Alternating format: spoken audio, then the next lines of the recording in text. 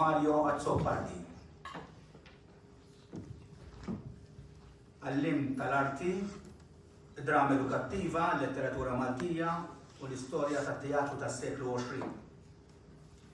Kritiku tal-arti, direttur teatrali u produċa xogħlijiet għall-palk, għal-radju u għat-televiżjoni. Kofundatur ta' ċentru teatru ta' Triq. Fundatur ta' Politeatru, ġurnalist kulturali u artikolist diversi gazzetti. Editur tar-rivista letterarja Neo u ta' supplementi kulturali Spectrum u Focus. Kofundatur u viċi president tal-Moviment Qawmi Letterarju fis-snin 60 u 70, meqjus bħala pionier tal-letteratura avangardista f'Malta. Koawtur u awtur ta' diversi xogħlijiet letterarji, hemm lista ta' xuħud minnhom. Rebbieħ tal-Premju Nazzjonali tal-Ktieb 5 darbiet u tal-Premju għall-kontribut siewi fil-qasam tal-kodba u l-letteratura mogħti mill-Kunsill Nazzjonali tal-Ktieb fl-2016. Imma fuq kollox Mario Azzopardi, poeta. Insemmilkom, nirringrazzjakom tal-li oġobkom tiġu għal seminarju ieħor organizzat mill-Istitut Karmelitan, id-Dipartiment tal-Malti fl-Università u l-Akkademja tal-Malti. Nfakkarkom li seminar simili kien sar f'Marzu ta' sentejn ilu dwar l-ispiritwalità fil-ħajja u l-kitba ta' Oliver Friġġieli. Bħalissa qed isir ix-xogħol fuq il-pubblikazzjoni tal-preżentazzjonijiet li kienu saru dakinhar u jekk il-moment irid m'għandux ma jkollna din il-pubblikazzjoni f'idejna wkoll. Nittamaw li preżentazzjonijiet tal-lum ukoll nippubblikawhom f'ħarġa simili. Is-seminar tal-lum se jiffoka fuq il-ġabra poetika ta' Mario Azzopardi li nsibu prinċipalment f'epistoli mid-deżert.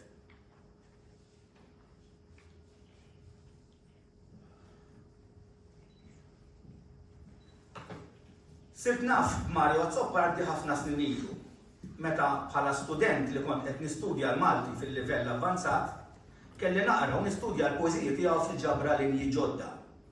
U ngħid il-verità, jien li kont noxa naqra l-poeżiji ta' Dunkar, Butiġiġ, Pisani u l-lirika ta' Briffa, meta qrajt il-poeżiji ta' Azzopardi ma ħassejtniex komdu.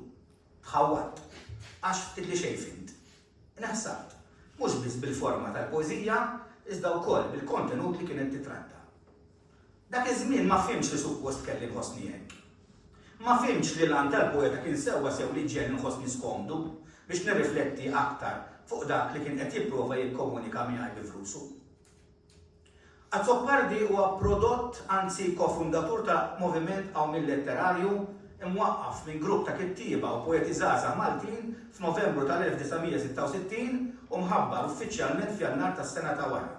Moviment li ħareġ b'saħħa kbira biex fil-fehma ta' dawn il-kittieba jeżżes il-letteratura Maltija mill-medjokrità u l-passività li kienet tinsab fiha u jaġġorna mar-realtà ta' madwarhom biex jeħles il-letteratura Maltija mill-istaġnar li kienet tinsab fih minn forom u modelli li kienu sorpassati u bis-saħħa ta' forom ġodda jagħtiha xejra aktar demokratika u universali bl-interpretazzjoni ta' temi usa, ħilsa, kontemporanji, imqar jekk għal ħafna żmien tqiesu bħala tabu, jekk mhux ukoll kienu ċensurati.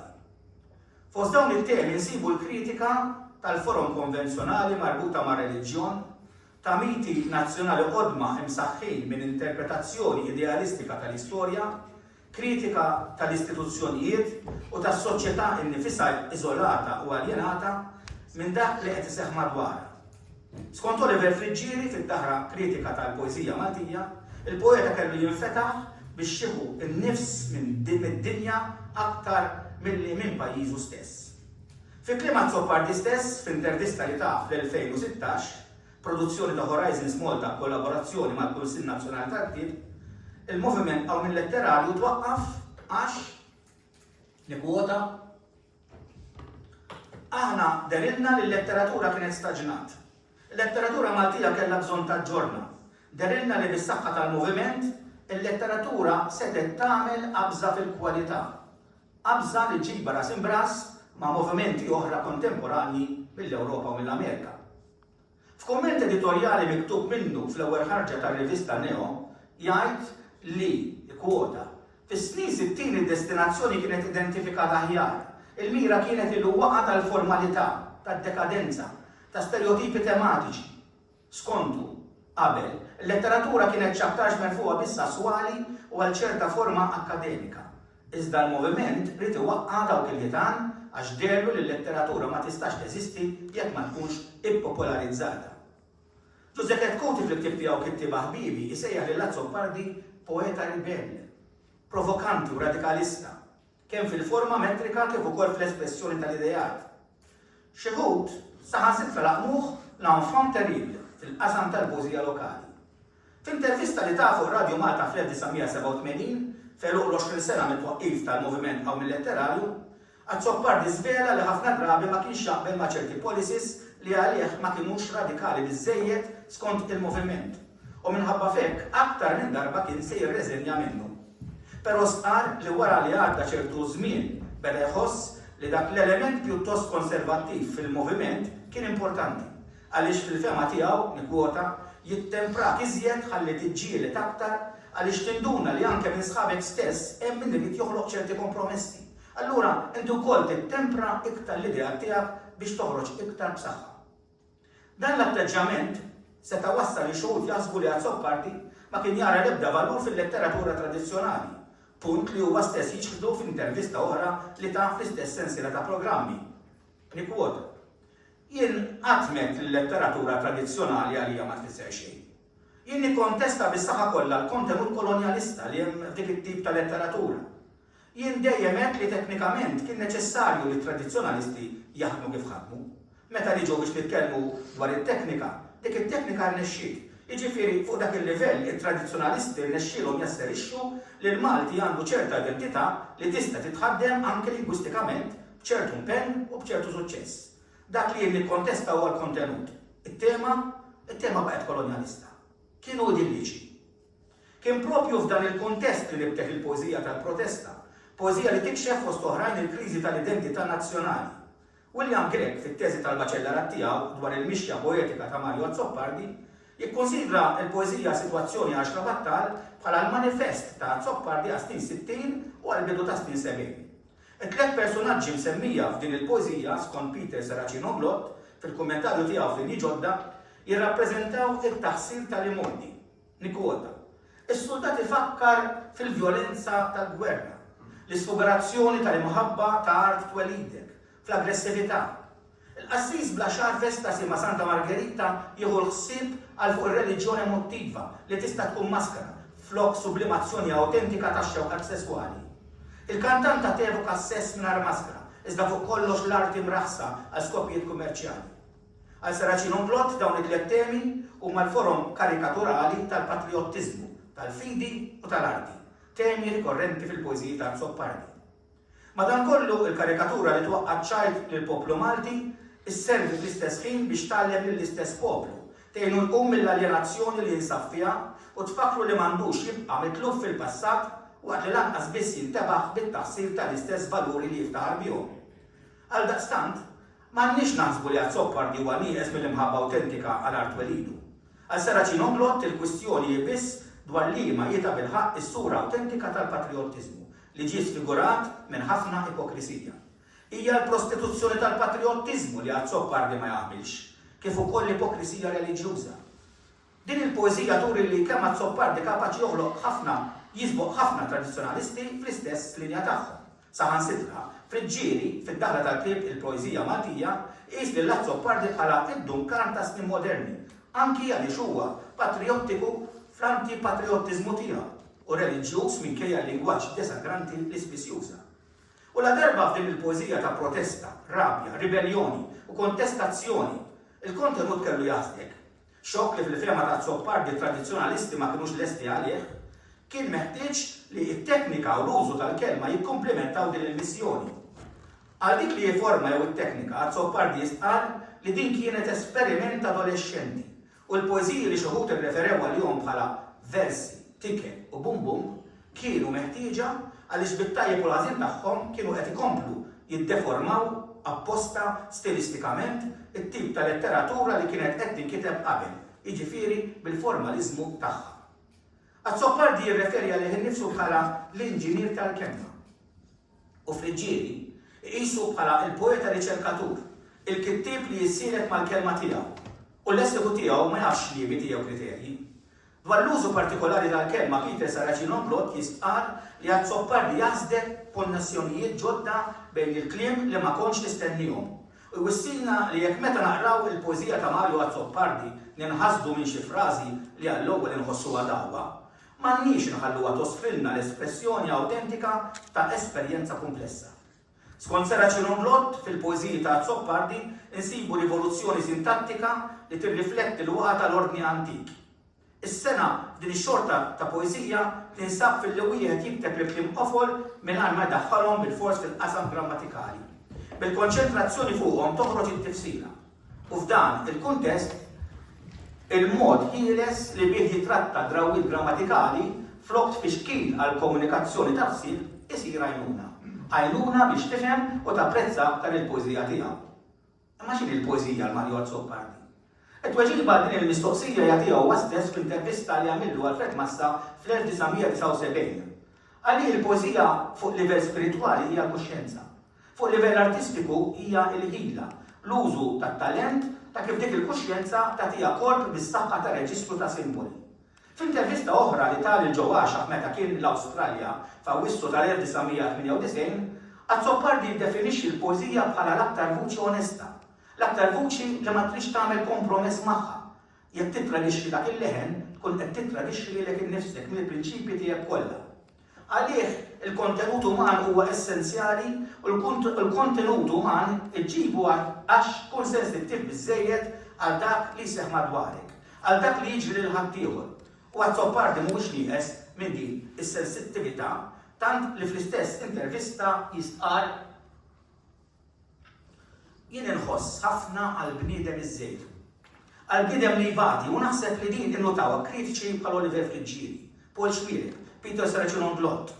U qalu li qed jiġri issa fil-poeżija tiegħi hija li s-sofferenza personali qed jitrasforma biex tħaddan ukoll sofferenza umana. Għax naħseb li kollox sew, poeta essenzjalment huwa poeta privat, però jekk ikun privat u jiekol minnu nnifsu biss, naħseb li se jitkonsma lilu nnifsu jispiċċa skeletu. Mela, jekk inti kapaċi dik is-sofferenza tara wkoll u tirriproduċiha bħala sofferenza li qed tara f'nies oħra li qed ibatu aktar minnek, hemmhekk inti għandek sens aktar universalizzat, sens aktar umanizzat. Is-sofferenza frixta. Skont Friġġieri, l-universalità tintlaħaq minn Azzoppardi meta lil-lin mill-polemika tal-istorja, lil-lin mill-attitudni ta' qabel ta' estrovert li jipprova jasserixxi ruħu, jiskopri l-ansjetà li m'għandix żmien u spazju fissi u jiżviluppa poeżija ta' liriċità għax jażel li jgħix ħajja sinċira u spiritwali. U minn dak il-waqt il-qudiem il-mudell immaġinattiv tal-vjaġġatur isir il-mezz ewlieni li bih u jagħti sura lill-bniedem bħala investigatur tad-dilemmi eżistenzjali. L-imħabba li ma tiftihemx, il-ħtieġa li Alla jkun definit, ir-relazzjoni bejn is-senswalità u l-mistiċiżmu.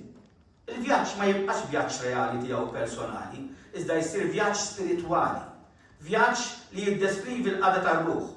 U hawn skont Friġġieri, il-provokazzjoni tal-poeżiji tal-bidu ta' Azzoppardi tinbidel f'lirika tar-ruħ u tiddewweb f'riflessjoni intima, imnikta, espressjoni ta' delużjoni sħiħa.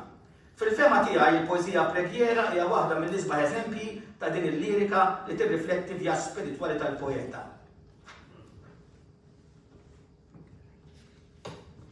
Għallimni mulej, li ħdijiet iskallati ma jissilġawx b'inċens. Għallimni l-perennità tal-imsaġar tiegħek fejn hemm l-inxufija tar-ruħ. Isħaq fuq ras il-mistħija meta illum il-ħefa tiegħi fejn ħaddieħor bla saqajn. Dewwib li moħħi meta s-siġra ta' superja tkun riflessa f'għajnejja, iċċajpar li d-dinjità ta' min jaf jitbikkem waħdu. U nhar l-għada mill-irmiet bil-għaġġ maswad tad-deżert, ħalli nimxi biex naħsel saqajn l-immankati minflok nistejqer bl-aħħar buq ilma. Din il-poeżija li skont Patrick Sammu tista' faċilment issibruha f'antoloġija ta' talb tikkuntrasta bisħieħ mat-talb tal-massa, talb li sar ritwali, nieqes mis-sinċerità, tikkontrasta mal-forum esterni ta' devozzjoni profani li huma l-bot ħafna mill-livell spiritwali. Dan il-punt isaħħu fil-ġieli li skontu it-tilwima ta' Azzopardi ma kienx mal-qofol kunċettwali ta' reliġjon, iżda mat-tradizzjoni storika tiegħu f'kuntest soċjali partikolari. L-arta ta' kontestazzjoni ma kienx ħirġa minn qalb jew minn moħħ poeta ateu, iżda minn bniedem li jaf jaraf l-universalità ta' reliġjonijiet u l-importanza tal-ispiritwalità. Azzopardi nnifsu fl-intervista li ta' għall-istazzjon televiżiv Awstraljan l-SBS li referita li diġà meta ntalab jagħti l-opinjoni tiegħu għal kumment ta' kritiku li se jaħlu assis pagan tal-ġid spiritwali tal-bniedem, qal ċaru tont li hu jemmen fl-ispiritwalità. Jien opponejt ħafna reliġjon organizzata, istituzzjonali, ġerarkika, eccetera, għax naħseb li essenzjalment ma tirriflettix l-ispiritwalità kristjana. Jiġifieri fil-waqt jien opponejt l-istituzzjonaliżmu reliġjon, però deep down naf li jien essenzjalment bniedem spiritwali. Għalhekk naħseb li l-assis pagan, għax il-lifestyle tiegħi huwa wieħed li naħseb li mhux konservattiv għal Malta. Imma once li jinkwiet miegħi l-nifsi l-għażliet li nagħmel mhumiex frivoli, u mażliet li bihom kontinwament qed nipprova nagħtihom dimensjoni li hija spiritwali, in my own way. Illum f'dan is-seminar se niffokaw fuq l-aħħar ġabra ta' poeżiji ta' Mario Azzopardi, Epistoli mid-Deżert, li ħarġet fuq is-70 sena tiegħu. Ġabra li Charles Biffa jqisha bħala testament ta' Azzopardi, awtoritratt letterali. Naħseb li nistgħu naqblu li l-poeżiji f'din il-ġabra huma miktuba bi stil aktar matur mill-istil tal-poeżiji bikrija tal-protesta. Iżda temi trattati fil-qofol tagħhom mhumiex ġodda, temi provokattivi li fihom għadu jinħass is-sens ta' ribelljoni, l-għajta kontra l-konformizmu, il-konservattivizmu, l-alienazzjoni, l-ipokrisija tal-kleru tal-politiċi, it-tiftixa ma taqta' qatt biex jagħmel sens bil-paradossi l-gar tal-ħajja. Iżda fl-istess ħin f'dawn it-temi kif jistqal Omar Sebuna tinħass il-ġenwinità tal-poeta li jempatizza mal-emarġinat, poeta li joħlom f'dinja aħjar u jittama li xi darba għad ikun hawn għaddejjem islim. Poeta li anke jekk marit u makus fis-sodda tal-istar, moħħu jewdem fuq soċjetà aħjar, ħilsa mill-lambut tal-imoddi. Dan kollu huwa mwassal permezz ta' qatt ta' xbijat li fil-fema ta' Ivrin Grima se jibqgħu isaħruna u jiskomodawna u li flimkien mal-forza tar-ritmi jaqtaw fil-laħam il-ħaj tal-kuxjenza tagħna. Qabel nispiċċa għandi nota li tajjeb tkunu tafu biha, Mario Azzopardi ħaseb minn qabel biex il-librerija u l-arkivju tiegħu jibqgħu miġburin f'post wieħed. Bekk ix-xogħol tiegħu ma jixxerritx u jibqa' mifhum bħala entità sħiħa. Għaldaqstant hu tal-librerija u l-arkivju tiegħu lill-Istitut Karmelitan li s-sede tiegħu tinsab fil-Kunvent tal-Karmelitani fl-Mdina. Wara mewtu ġie mwaqqaf ekip żgħir biex jiġi żgurat il-ħarsien tal-librerija u l-arkivju. Is-Sinjura Patricia Gatt hija l-kuratriċi tal-arkivju. Issa nkomplu is-seminar bl-ewwel sessjoni tas-seminar. Il-moderatriċi għal dan is-seminar kellha tkun issa li hemm Ellul, però sfortunatament minħabba ċirkostanzi li nqalgħu fl-aħħar ħinijiet ma setax tkun magħna u l-moderatur se jkun Joe Boċ. Grazie ħafna Ġorġ tal-diskors tiegħek, għandu għad-diskors ta' Xarlo.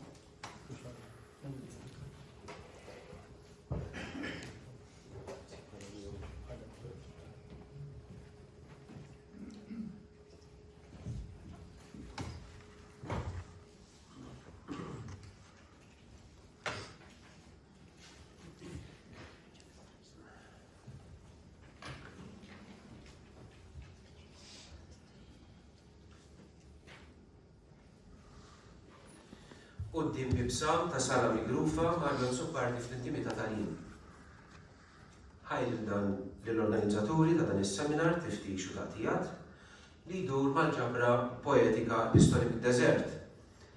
It-taqsima li ġejt mitlub nikkommenta fuqha hija dik tal-intimità tal-jien u din l-istedina nifisha nistqar li ħaditni lura lejn l-2010 meta x-xorti ridet li nsib ruħi eżatt wara Mario Azzopardi f'serbut ta' nies fl-eqret tax-xemx ta' Ġunju qrib nofsinhar, nistennew li jkun imista nindew il-bank, kont li ma narah u niltaqa' miegħu, kont wieħed mill-istudenti tiegħu u aktar minn hekk qarrejt tal-poeżiji tiegħu li sa minn żagħżugħ kont inħosshom jilbu miegħu f'ruħi. Aktar quddiem Mario Azzopardi kien dak li ħeġġiġni u buttani kważi sfurzani li ppubblika l-ewwel ġabra ta' poeżiji tiegħi. Fraħna b'xulxin u dik kellha tkun l-ewwel waħda minn sensiela ta' laqgħat dak li kien il-Kafè Ġubili, il-Gżira kif ukoll id-dar jew il-Kunvent. Nitħattu niddiskutu fuq il-ħwejjeġ eżistenzjali tal-misteri tal-ħajja u l-misteru tal-ħajja. Epistoli mid-deżert rajtu jitnissel u jitwieled bħal ktieb verġni sagri demonju u ħalalna. Di Mario ħadem fuq kważi bi-sfida u reazzjoni għal proposta ta' dottorat illi hu irtira għax ma rridx jagħmel tibdiliet suġġeriti li fehmu ma kinux iridu. Mario kien iddispjaċih li ma żilx jitfa' l-proposta dwar il-kreattività teatrali u spiritwali mal-Fakultà tat-Teoloġija minħabba ma kienx hemm ċertezza li f'dak il-każ jitħalla jikteb bil-Malti. Minn dawn il-laqgħat flimkien self ta' kotba, diskussjonijiet u proġetti, Mario daħħalni f'daru jew biex nuża it-tixbija tiegħu stess li lem mill-gallerija tal-poeta fejn ħallini inħares il-ġewwa f'daru u ngħid f'daru metaforikament. Għal ruħu, letteratura mistika u spiritwali titkellem spiss fuq ir-ruħ f'termini ta' dar.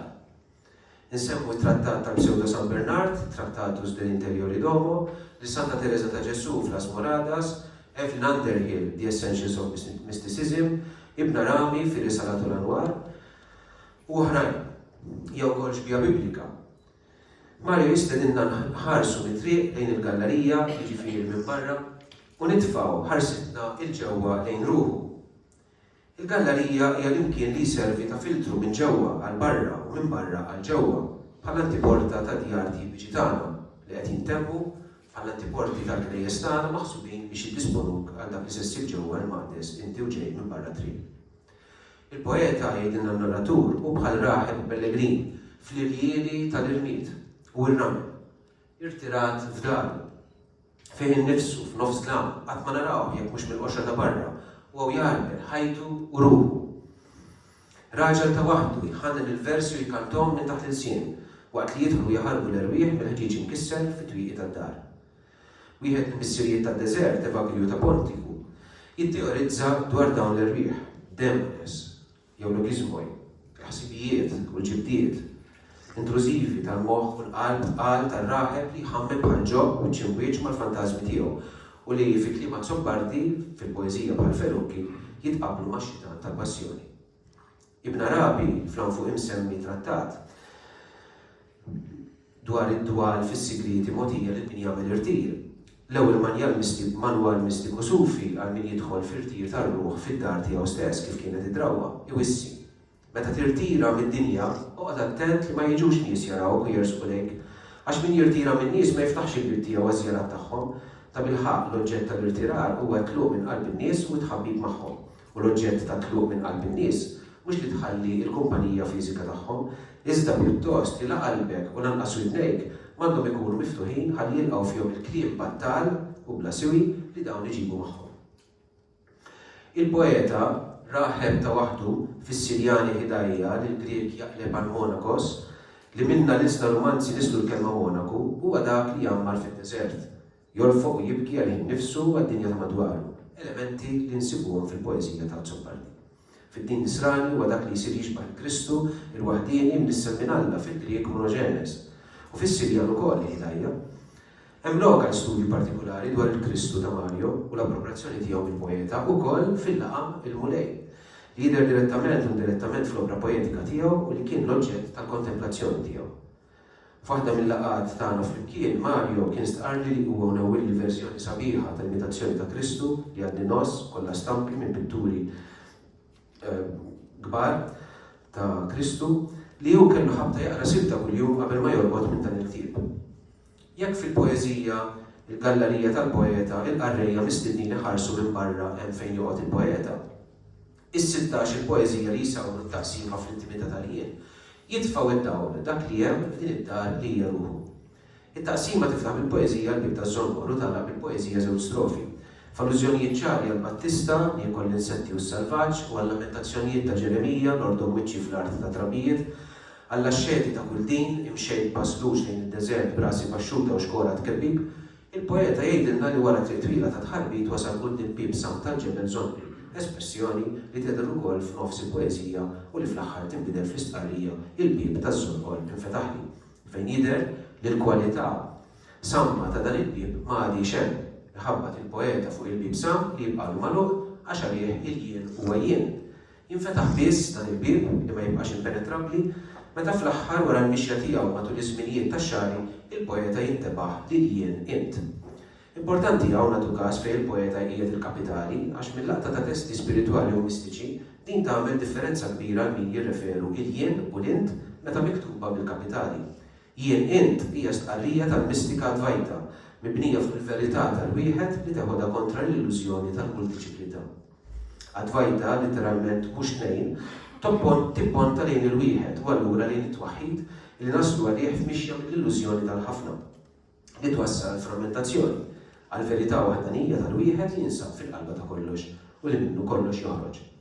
L-Advaita fit-tradizzjoni mistika Hindu għandha wkoll rinja nisranija mibnija fuq il-kliem ta' Ġesu jiena u l-missier aħna ħaġa waħda ibqgħu fija u jiena nibqa' fikom. Din il-filosofija jew teoloġija mistika fil-Kristjaneżmu magħrufa fil-Vant Nisrani wkoll.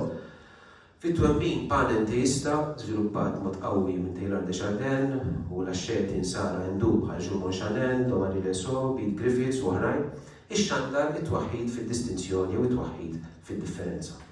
Il-poeżija żewġ strofi li bija l-poeta jgħala it-taqsima insibu taħdid fuq sala migrufa li jidħol fiha iħabbat il-bibien sabiex isib kuritur li jħarbek minnek innifsek.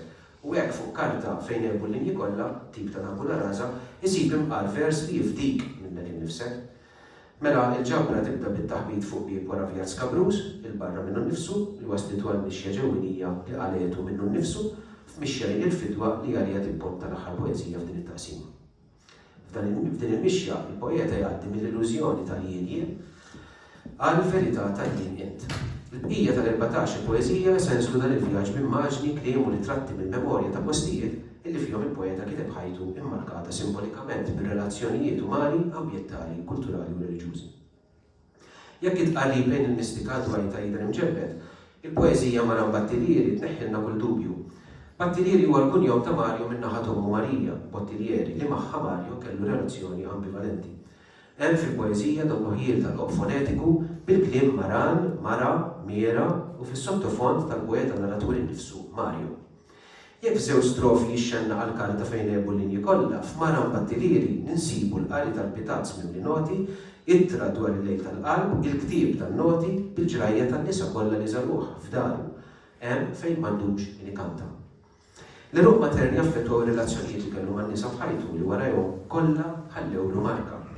In-nisa kollha, kif jgħidu fil-poeżija, li kienu waslu biex jiżiraw roqa f'qalbu. Maran huwa isem fittizju, laqam jekk trid li Mario jagħti lilu nnifsu ġej maskil fis-Sirjan Marje, fis-Sirjan klassiku li jfisser mulej.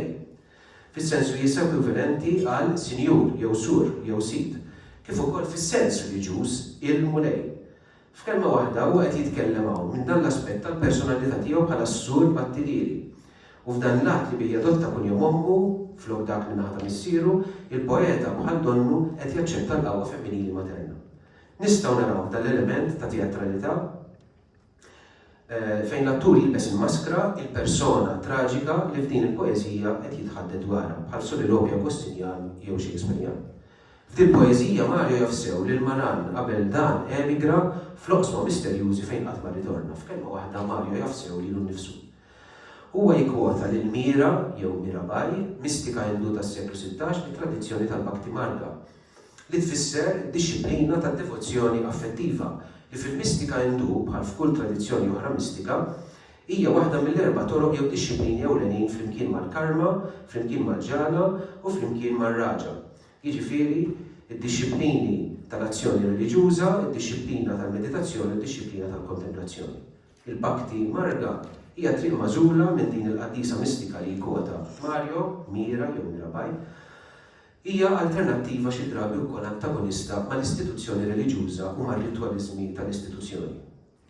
Imma li twassal għall-għaqda mistika mad-divin mingħajr attributi, jew inkella mingħajr il-forum antropomorfiċi.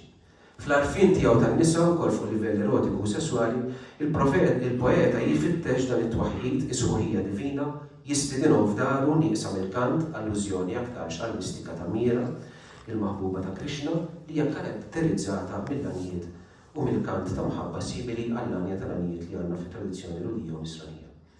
F'din il-poeżija aktar importanti, Mario għandu xaħta ta' mallem jew inizjatur misterjuż illi qabel emigra fl-oqsma misterjużi fejn qatt ma ritorna, jgħaddi bitazz mill-noti, inizzel fil-klib tan-noti u jirrakkonta l-istejjer nġarba mill-esperjenza tiegħu ta' tewdin, spasmi u grib u li fl-aħħar qatt ma dejra aktar tema rikorrenti din tal-poeta li jieħu noti f'Mario bħal fil-noti mis-sanatorju tal-mistiċi l-qudiem.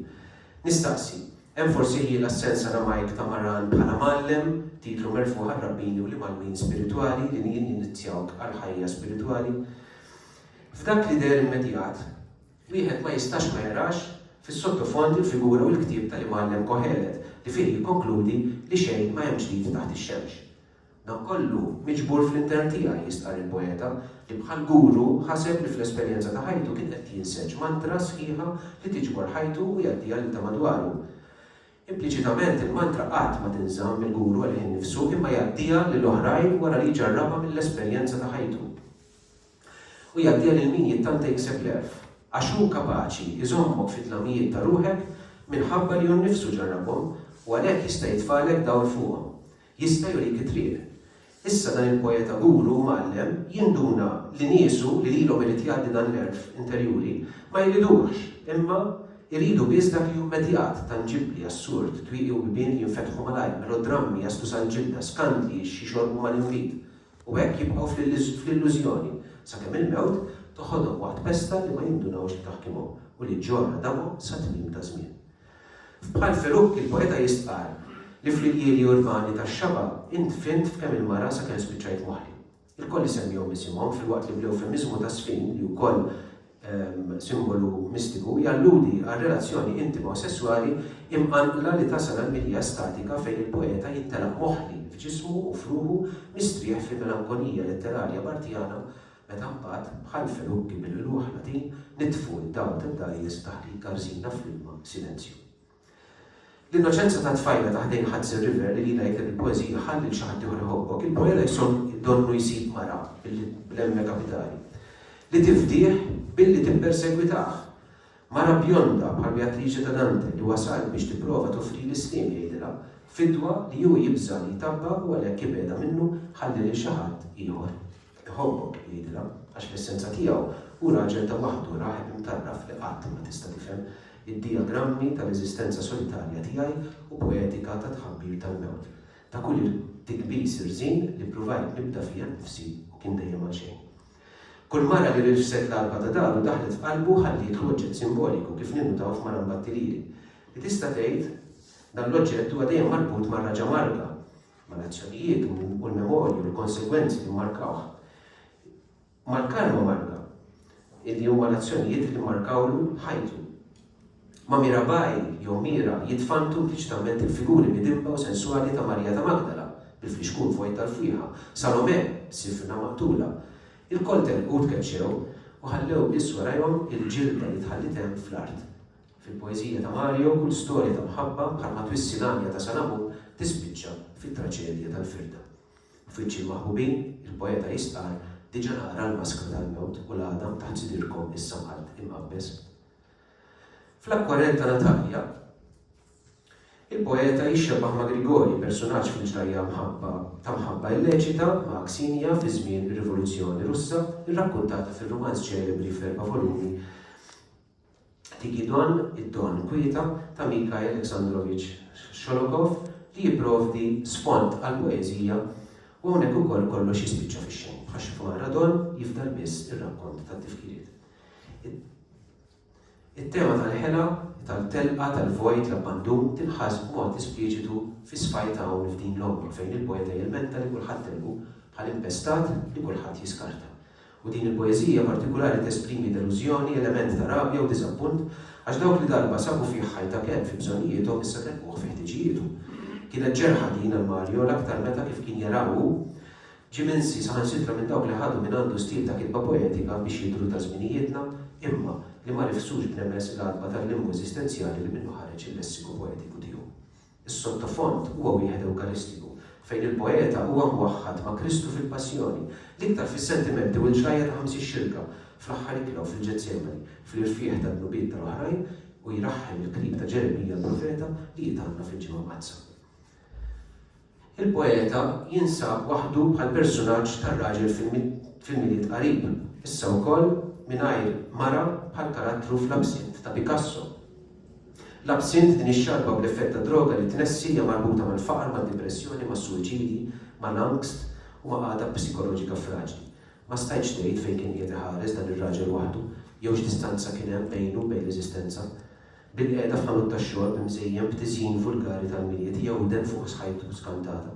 Imma mill-vulgarità marbuta mal-miliet u l-lupjar tax-xorb jidher li għad hemm tama moħbija fl-allużjoni għar-riqet tal-presepju li traduzzjonalment huwa magħruf bħala bendu ir-raj illi joħloq il-presepju, joħloq id-dinja ġdida fid-dlam tal-lejl, vulgari u assurd.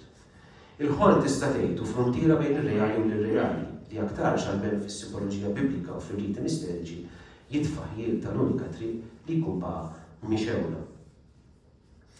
Aħna nivvjaġġaw f'din il-ħajja fid-dalma bħal passiġġieri orba fuq vaguni ta' ferrovija fatali li l-poeta jistħajjilhom l-irkikel tal-għadam allużjoni għall-mewt fil-poeżija fil-frontieri ta' bliet stranġiri. U f'dan il-vjaġġ, id-destin tan-nies jidher miktub jisom pasturi ġbjat tat-tafal bil qed xulxin fil-presepju vagun li hija l-ħajja, ferrovija tal-ħajja. Id-dalma tikkontrasta mad-dawl bajdani tal-borra bħal fil-poeżija il-borra f'Novoċerkask fejn iċ-ċawl li biblikament huwa simbolu tal-inġiesa u fl-istess ħin ukoll tal-grazzja u l-providenza sovversivament ma jimpurtax xejn minn dak li qed ngħidu u minn dak li qed nagħmlu. Imma aħna u nimxu dan il-vjaġġ. Aħna illi niffaċċjaw il-vuċi tas-silenzju misterjuż ta' Magritte biex inkunu nistgħu nidħlu lil hemm mill-qoxxa ta' barra. Fir-riti tal-passaġġ miktuba f'Areloise Berntin u On Trent, il-poeta bla ma jonqos minn ton sarkastiku bħal donnu jikkwota l-klim ta' Ġesu fil-ġrajja ta' Emmaus jistqal li kien meħtieġ li jsir hekk u jgħaddi dak kollu li kellu jgħaddi. Dan kollu mhux xejn ħlief lir-rit tal-passaġġ Odissea li minnha mbagħad tinkiteb il-leġenda u jitqasmu troffi minn xahar jitfiddet u l-abtijiet. Referenza għal relikwi reliġjużi li juru li l-Alla implikat fil-versi lajnu msewwija fit-triangolu. Il-leġenda qabel ingħatat it-tifsira fil-lingwaġġ modern ta' narrattiva mhux minnhom mistħajja hija fil-verità fil-bidu ir-rakkont tal-ħajjiet tal-qaddisin. U Mario Zoppardi idawwar din ir-referenza għall-leġenda biex juri li fil-verità għamilnija narrattiva mhux minnhom mistħajja, illużorja.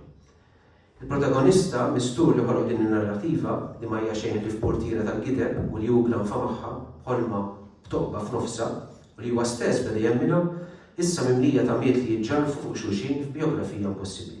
Imma jħoss il-ħtieġa li jabbanduna din il-ħrafa u jibda mill-ġdid u jikteb labsijiet differenti ħajtu ħalli jsewwi din il-ħolma.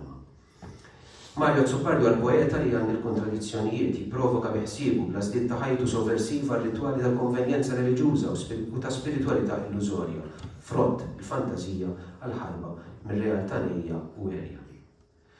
Il-poeta li l-fidi li rċieva fih nixfet bħal pjanta l-isqewa l-istaġun tal-melħ, ir-ribella kontrija sal-punt li kif jistqar f'seba' poeżiji mhux kompluti lab bir-redenzjoni tiegħu, u għal-poeta tal-fragilità quddiem il-baħar qawwi tal-oċean immiżurabbli tas-sofferenza, hekk kif ifisser ismu Mario, u għal-poeta tal-nostalġija, tal-memorja platonika, tal-erotiżmu mistiku mejx tensjoni atroċi ta' ruħ imdedla bejn art u sema. U li minna din il-qagħdi joħloq kliem u jesprimi lingwaġġ li skandalja li ta' ruħu. U fuq kollox, il-poeta tal-kuraġġ li jara fl-oskurità ta' tant episodji mirduma issib enerġija ġdida biex tinterpreta ħajtek quddiem il-bibsam ta' sala migrufa fl-intimità tal-jien. Grazzi.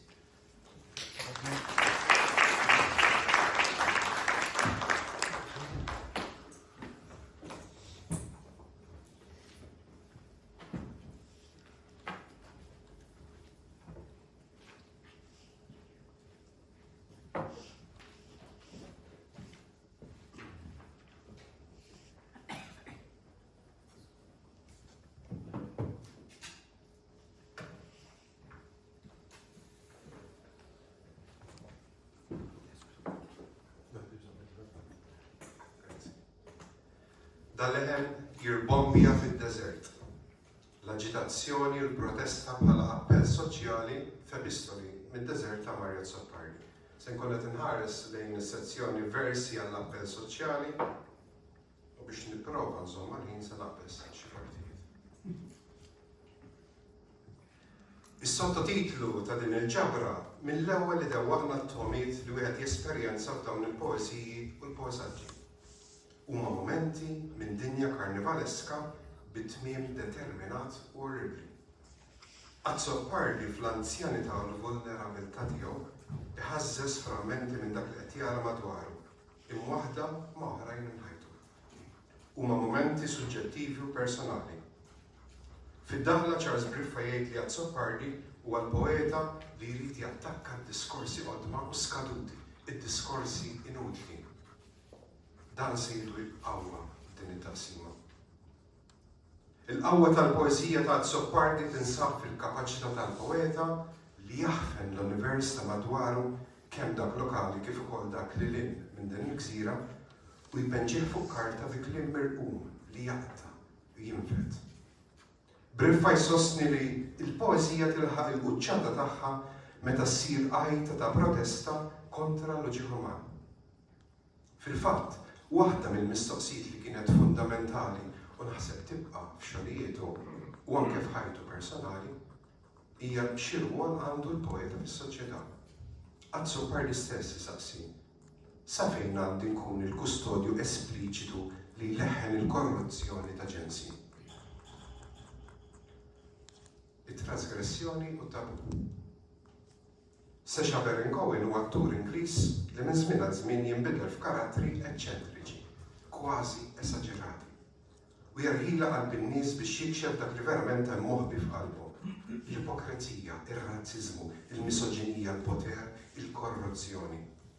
Baron Cohen jesponi dan kollu b'mod karnivalesku jonxru fl-apert ta' soċjetà li kull ma jmur dejjem qiegħda ssir waħda individwalista. Ħafna drabi dawn il-karattri li jinbidel fihom joħolqu kontroversja minħabba trasgressjonijiet li jwettqu u l-mod ta' kif jattakkaw suġġetti meqjusa tabu. Bl-istess mod, f'kull qasam li ħadem fiha Zoppardi, mill-kitba kreattiva dik ġurnalistika, mill-performattività l-ħajja personali, dejjem saħaq li jikxef u jġib fil-wiċċ dak li s-soċjetà tistħi minnu tipprova twarbu taħbih. Zoppardi hu dak li jpinġi barra l-linji, li joftoq il-kelma bħalma kirurgu joftoq l-ġisma, li jiddefamiljarizza kemm il-kelma kif ukoll lis-soċjetà. Fil-poeżiji u l-poesaġġi Zoppardi jpoġġi lilu nnifsu bħala dak li qiegħed jipprova jkisser ir-regoli arbitrarji, dak li ħafna drabi jitqis bħala l-miġnun, dak li qiegħed joħloq jew jinstiga trasgressjoni. Is-soċjetà hi ppreżentata bħala waħda aljenata, apatetika, li ma jinteressajx li tikkumbatti s-sistema, imma tippreferi l-kumdità tal-ħajja mundana. Zoppardi jippreżenta nies mimlija apatija, imma anke biża'. Dawn huma nies li jibżgħu jinbidlu, kif ukoll suġġetti għal dak li jgħidulhom l-awtoritajiet. Jekk wieħed jikser ir-regoli, irid isofri l-konsegwenzi li jistgħu jkunu diversi l-infern, il-ħabs, l-istituzzjonijiet mentali, il-bija. Din is-sezzjoni ma nsibux wisq eżempji meta Zoppardi juża kliem trasgressiv, kliem vernakolari li jqarbu lejn id-diskors ta' triq. F'Gallus Domesticus naqraw fuq sbub l-irġiel. Kliem simili nsibuh f'diversi xogħlijiet f'ġabriet differenti.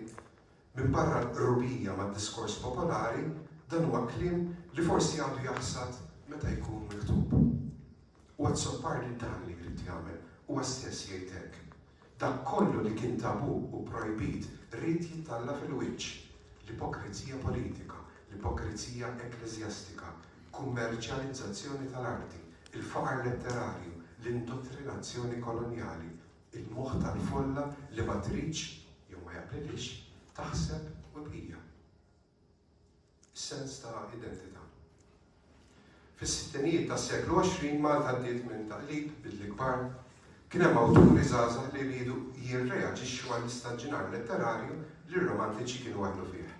Bdejna nisimgħu awturi se jitkellmu fuq Malta b'mod kompletament differenti minn dawk li ġew qabilhom.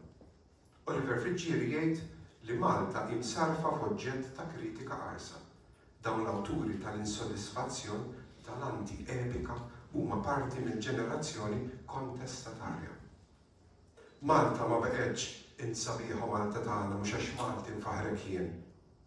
Issa bdejna nisimgħu l-poeti diżillużi bl-art li twildu fiha, fosthom Friġġieri.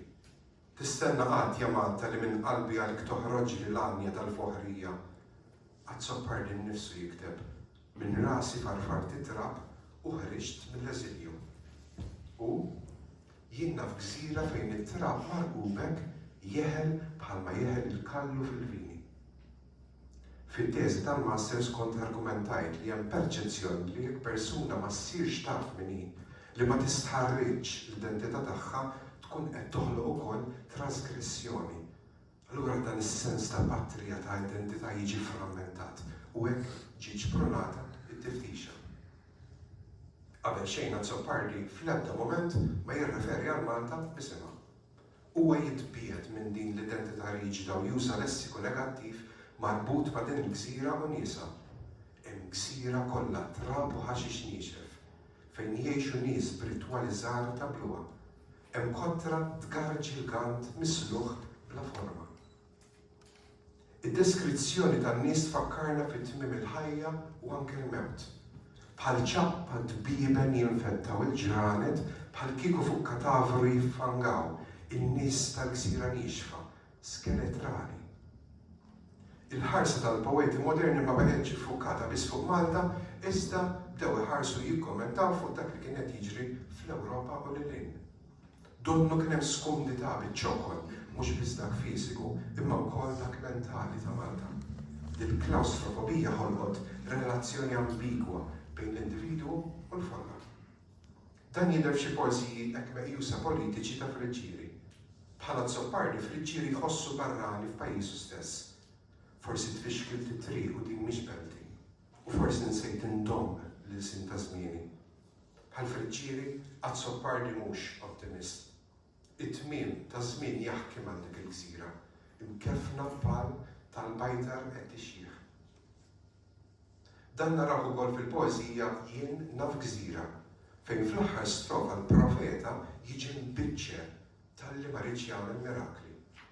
Din hija tema li fatt Soppardi deret sa mill-bidu u saħansitra kien iħossu barrani f'għamiltu stess. Qatt ma fhmuni niesi, la missieri, la ommi u lanqas ħuti ma jafhmuni.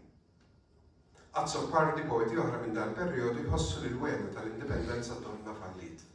Din l-għajt tal-bidla legat minn dan il-perjodu fix-xogħlijiet ta' Soppardi tibqa' konsistenti. Il-protesta politika. F'diversi poeżiji wkoll saġġi għal Soppardi donnu jitlaq minn sitwazzjoni kważi impossibbli, dik li jaħodha qatta bla ħabel kontra l-folla u kontra s-sistema li takkisha. Nistgħu ngħidu li kull kitba ta' Soppardi hi qatt politiku.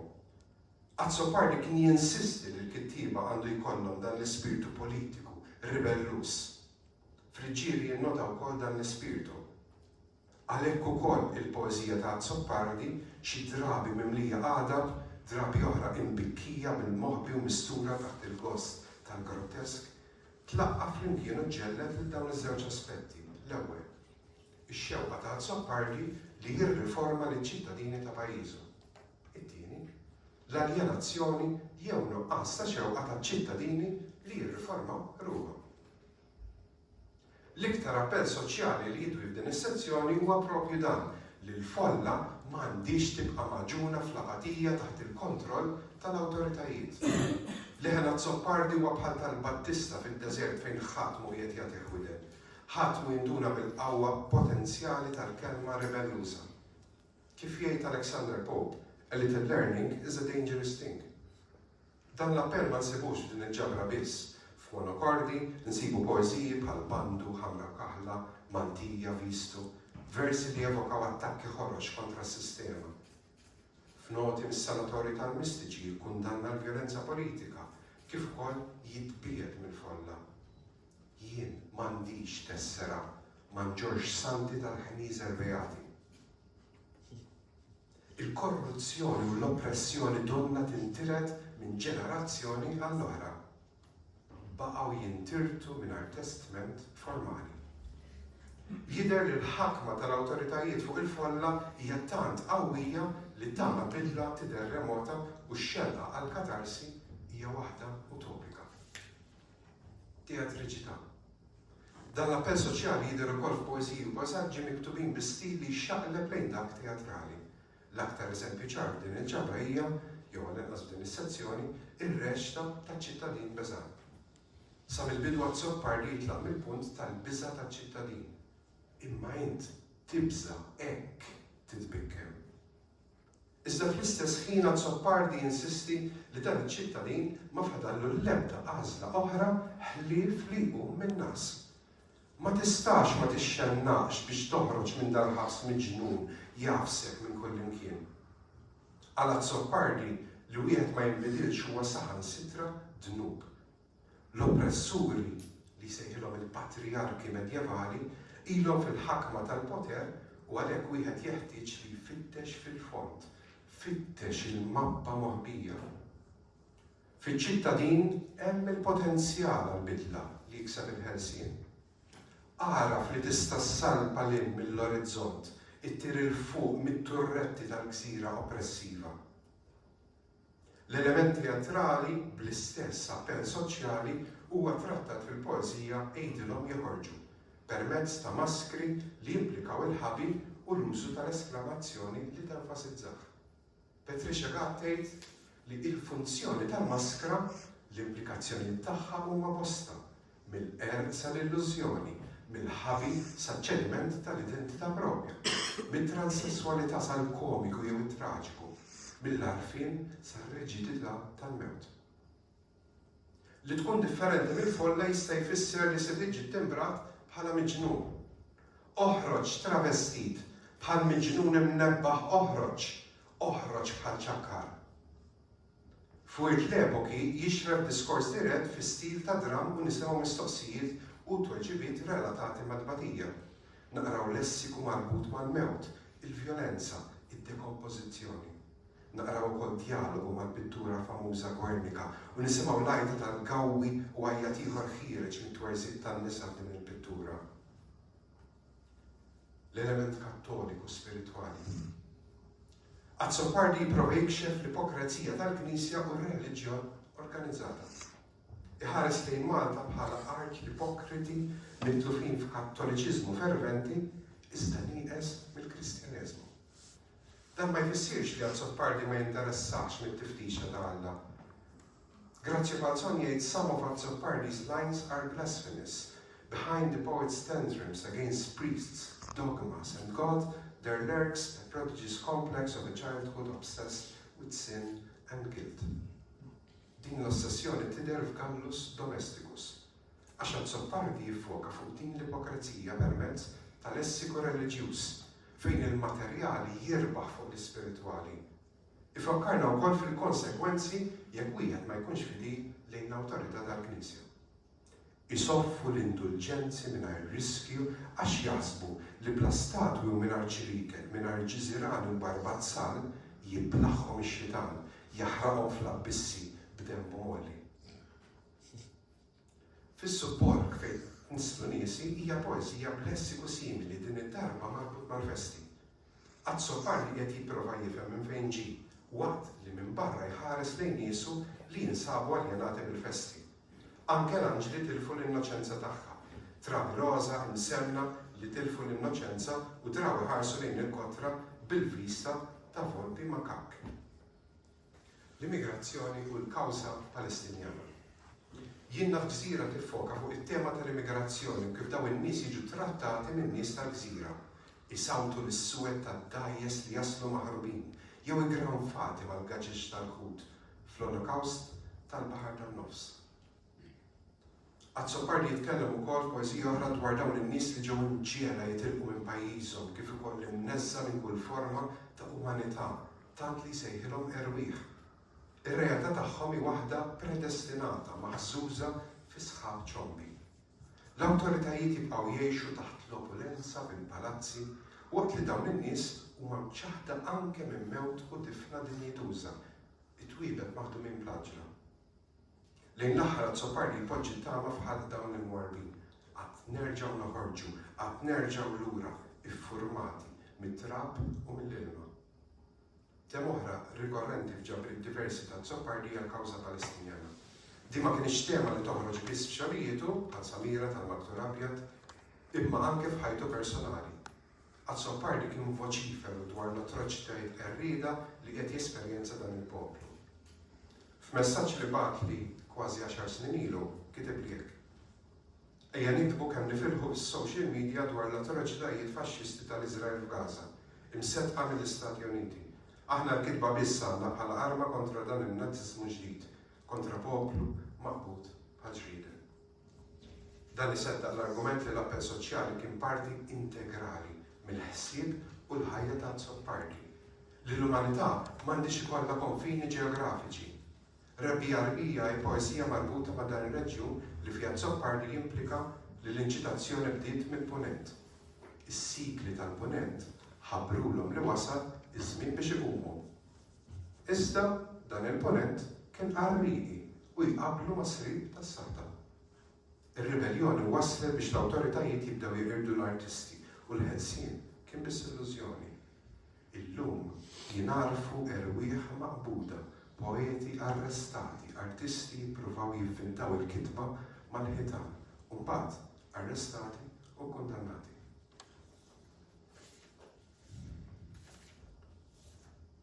Konklużjoni.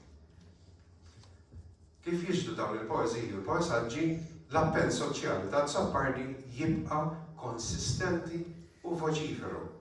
Jekk hux jekk jitkellem fuq Malta jew lilin dwar l-immigrazzjoni u nies oħra marġinati, jew dwar il-qerda tal-ambjent u temi oħra, l-għajta ta' Zoppar tibqa' waħda determinata. L-individu għandu jaraf li qed jgħix f'soċjetà maħkuma mill-korruzzjoni u l-kilba l-poter mill-establishment. U għandu jqum min-nas u jiġġieled għal soċjetà aktar ġusta. L-aġitazzjoni f'dawn ix-xogħlijiet hija ċara. F'moħħ Zoppar hemm dejjem il-vulnerabbli, sikta u maħqura u l-għajta tagħhom għall-ġustizzja. Zoppar qed jeżamina ħajtu u dak li hemm madwaru. Kif jgħid il-filosofu Sokrate wara kollox, il-ħajja li mhix mistħarġa mhix waħda ta' min jgħixha. L-urġenza fl-appell soċjali ta' Zoppar tiddomina din is-sezzjoni. Dawn ix-xogħlijiet ituna tweġiba ċara għall-mistoqsija tal-bidu. Il-poeti u l-kittiba għandhom ikunu politiċi f'dak li qegħdin jikbu. Il-poeti jridu jċaqilqu l-ilma qiegħed ta' sistemi maħkuma minn poteri korrotti biex l-amat tal-laqatija fis-soċjetà xi darba jisfuma fix-xejn.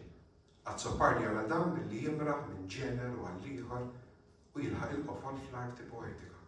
Nispiċċa dak li jikteb Harry Belafonte, kantant attur Amerikan, meħud minn diskors li ta' waqt il-famuż marċ li kien sar f'Washington fit-28 ta' Awwissu 1963, il-famuż marċ li batalla qleb id-diskors ta' Martin Luther King. Kwotazzjoni naħseb li tirrifletti l-karriera kreattiva ta' Zoppar. Artists have a valuable function in any society, since it is the artist who reveals the society to itself. Grazie.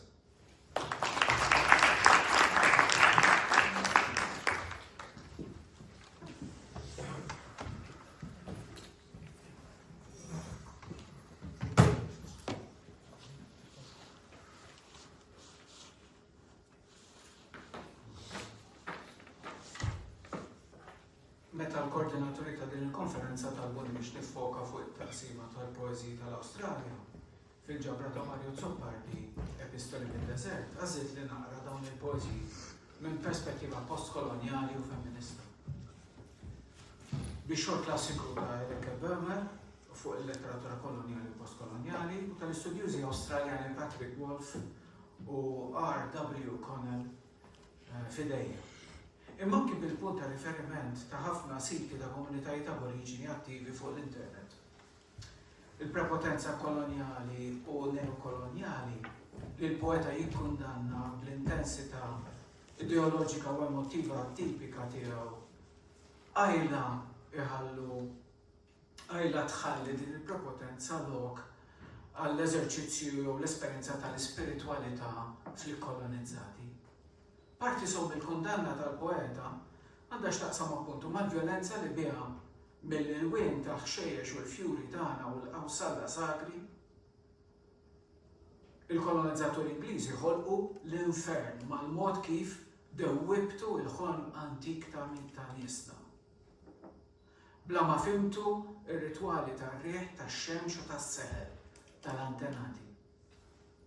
La darba l-proġett kolonjali Ingliż fl-Awstralja kif jgħid kemm il-darba Patrick Wolf kien immexxi mill-loġika tal-eliminazzjoni tal-ġnus indiġeni, donnu għajla jibqa' lokal l-ispiritwalità f'poeżiji bħal motivi aboriġini li jikkundannaw dan l-infern ta' prepotenza u violenza sistematika.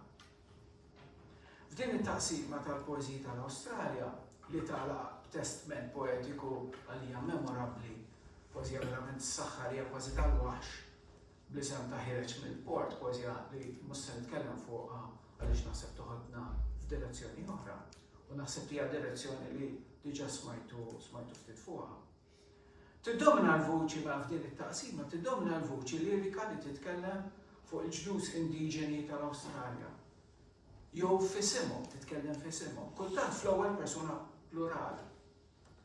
Hija l-vuċi rrabjata li nassoċjaw ma' ċerta poeżija kumbattiva tal-poeta. Imma kultant hija poeżija li tesplora spiritwalità ġdida, dik tal-aboriġini, il-ġnus indiġeni ta' dik l-art li wara l-kolonizzazzjoni Ewropea dejna nsejħula l-Awstralja, kunċetti oraljen impost fuq l-istorja tagħhom. Imma minn barra l-vjolenza tal-kolonizzazzjoni mill-istess ġens u fl-istess imperu ardit li kolonizza l-inna l-Maltin, għad-soppardi jissaħħar bl-spiritualità u l-ikonografija tal-aboriġini. Mhux faċli tikteb fuq dinja, fuq esperjenza tal-ħolqien għal kollox differenti minn tiegħek. Cultures, tgħid Böhmer, are not always mutually intelligible. Kultant il-kulturi tant ikunu differenti minn xulxin, tant ikollhom qafas taħsib u esperjenza differenti. Tant jaraw jgħixu l-ħajja, id-dinja b'mod differenti. Tant jitilqu minn postijiet imbedin minn xulxin. Li diffiċli u forsi impossibbli jifhmu għal kollox lil xulxin. I am able to comprehend dreaming, tgħid Böhmer, as Josie Boyle or Vivienne Sahanna say huma xjuħ aboriġini rispettati ħafna li jitkellmu fuq dreaming. Nista' nifhem speċi tgħid dak li jispjegaw li bl-Ingliż. But I cannot be, and never really can be, confident of understanding al-ċaringa, mimi, bl-Ingliż kif tiġi dreaming, fully in its own context as part of a symbolic and mythic system to which I have no access. Din l-onestà intellettualità postkolonista ewlenija tixħed dawl ukoll fuq il-pożizzjoni rispettuża naħseb jien ta' Zoppardi quddiem l-ispiritwalità profonda tal-aboriġini li jikteb fuqha. Fil-poeżija tal-Awstralja naħseb il-poeta huwa konxu minn din id-diffikultà għax jirrakkontanna kif imiss mal-kulturi aboriġini u l-ikonografija tagħhom. Jurina kif isaħruh jikteb fuqhom b'rispett u qima. Imma mingħajr ma jippretendi li jista' jispjegahomna bil-vuċi lirika fl-ewwel persuna plural tal-ikkolonizzati tal-poeżija l-iskeletri ta' razzitna. Jikkondanna lill-kolonizzaturi, anke lill-antropoloġi suppost sensittivi lejn l-oġġett tal-osservazzjoni tagħhom, li ġew ħanikwota bl-arroganza tagħkom mill-punent. Il-poeta ma jridx jagħmel l-istess mal, anke għax konxu li ġej minn poplu li parentesi kien jew għadu kolonizzat. Waqt li l-ġnus indiġeni tal-Awstralja jarfu li l-ħafna forum drawit tal-ispiritualità tagħhom ġew influenzati profondament mill-impatt tal-kolonjaliżmu, kemm fil-passat u kemm fil-preżent. It-twemmin reliġjuż ta' ħafna minnhom ġej mir-rabta li jħossu mal-art, mal-baħar, ma' bnedmin oħra u mal-kultura tagħhom. L-ispiritualità aboriġena ġejja l-aktar mill-istejjer tat-taħlim li hija traduzzjoni tiegħi tal-kelma dreaming. Skont wieħed mill-mexjieħ tal-aboriġini li mhux se nipprova nippronunzja ismu. Wieħed mill-mexxejja tal-ġens Gundalidda fil-golf ta' Carpentaria. Our people, before the white man came, were very spiritual people. They were connected to land and creation through the Great Spirit. There was a good, great, and a great evil spirit. And Satan was the great evil one. So there wasn't much difference in what the missionaries brought and what we already had. Poezija ta' Zoppardi bħal Dreamtime, hekk jisimha. Turi li l-esperjenzi fl-Awstralja qarbu lil poeta lejn dawn il-ġnus u l-ispiritualità tagħhom marbuta sew mal-ħolqien. Fil-kultura tradizzjonali tal-aboriġini, l-art infisha tissawwar bħala test fit-taħlim.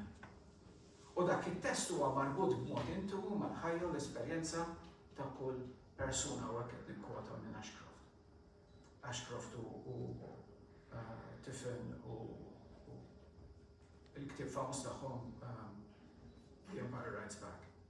Il-pitturi aboriġini jissimbolizzaw iż-żmien mitiku tat-taħlim u l-inkarnazzjoni tagħhom fl-art. L-arti viżiva u performattiva tal-aboriġini hija tħaddim mill-ġdid tat-test bażiku tal-esperjenza mitika miktuba fuq l-art innifisha.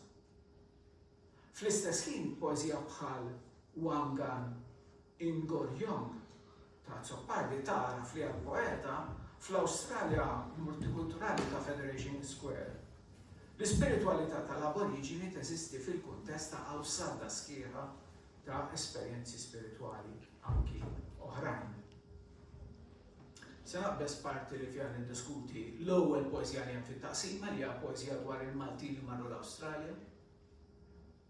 Fil-poeżija rebbija Faubourn, il-vuċi lirika hija introspettiva, il-burdata personali hija malinkonika. L-anafora wis fl-ewwel tliet stqarrijiet tal-poeżija titrasmetti skundità, dissonanza mal-ambjent naturali sabiħ ta' barra, noqqas ta' sintonija bejn il-ġisem u t-temp li jsib ruħu fih il-poeta.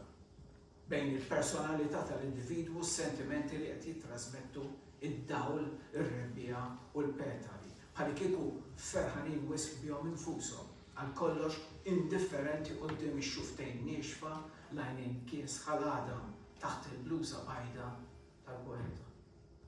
Kollox iġiel l-bniedem li qed nisimgħu l-vuċi lirika tiegħu jikkonferma li hu l-għarib li wasal mill-bogħod il-barrani li dak kollu li jmismiegħu jara qudiemu jfakru li hu appuntu barrani. Imma sensazzjoni li jittrasmetti hi l-ikbar dissonanza, imma sensazzjoni li jittrasmetti hi li l-ikbar dissonanza tinsab fih danu, bejnu u bejn ruħu, dunubiti meħjutin mar-rimorsiet. L-istorja tiegħu strumblata minna nfisha. Il-nifsi barrani tiegħu innifsu. Diżorjentament sħiħ, skordinament totali. Il-preżent, jiġifieri ir-rimors, li jinsab f'konflitt profond mal-passat tiegħu dunubiet. Għalhekk id-diżorjentament huwa fiżiku. Il-ġisem madda li bil-kemm għadu jara flilu nnifsu taħt il-bluża baħda. Il-ġisem li jsib ruħu jisu fl-isturdament, f'ġisem ieħor stranġier, ġisem li jitkellem lingwa differenti li għandu storja differenti. Ġisem alien f'ġisem ieħor, ikbar, inspjegabbilment ikbar, li huwa ukoll għal kollox alien. Alien fl-alien. Is-sitwazzjoni li jsib ruħu fiha il-protagonista tal-poeżija hija dik ta' bniedem li sab ruħu f'art barranija kif jistqar hu stess b'sentenza għalja fil-poeżija bl-ariet. Din is-sitwazzjoni timplika l-skundità ta' kondizzjoni umana ta' bniedem li sab ruħu f'eżistenza barranija bla marida. U u bla ma qatt seta' jifhimha jew jippaċifika ruħu magħha. Sitwazzjoni fiżika u mentali li tidher bħala konsegwenza jew sintomu ta' kundizzjoni umana dejjem skuntrata, dejjem prekarja.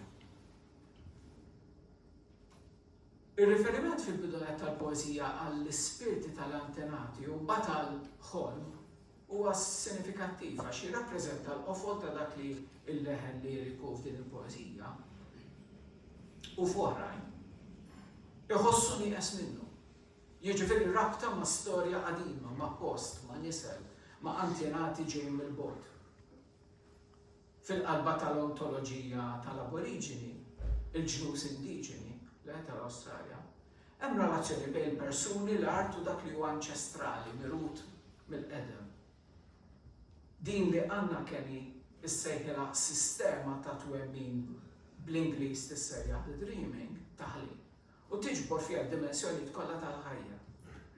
Din is-sistema ta' twemmin hija ġabra ta' liġijiet sagri u narrattivi u tgħidilna kif issawret l-art u mtliet bit-tifsir. Fl-istess ħin il-pajsaġġ jirrappreżenta konnessjonijiet u rabtiet qodma anċestrali mal-art u mal-essri mitiċi li kreawha. Tatina wkoll narrattivi ċentrali fosthom stejjer dwar l-vjaġġar u t-taħlim ta' post. L-art deskritta f'dawn il-miti tinsab fidejn ċerti nies jew gruppi ta' nies u l-istejjer jagħtuhom id-drittijiet bħala s-sidien tal-art u jabbuhom ukoll b'responsabbiltajiet u dmirijiet.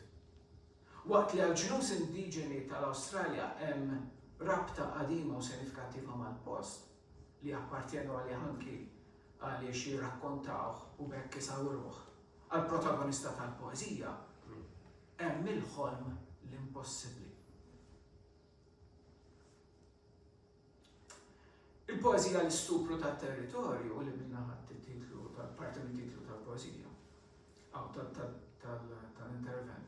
Mela poeżija l-istupru tat-territorju hija kundanna maqanqla tal-kolonizzazzjoni violenti tal-ġnus indiġeni tal-Awstralja, il-qerda sistematika tal-oġġetti tal-kulturi tagħhom, l-isfruttament banali u bla mistħija tat-twemmin u tal-mitoloġija tagħhom u ta' arthom.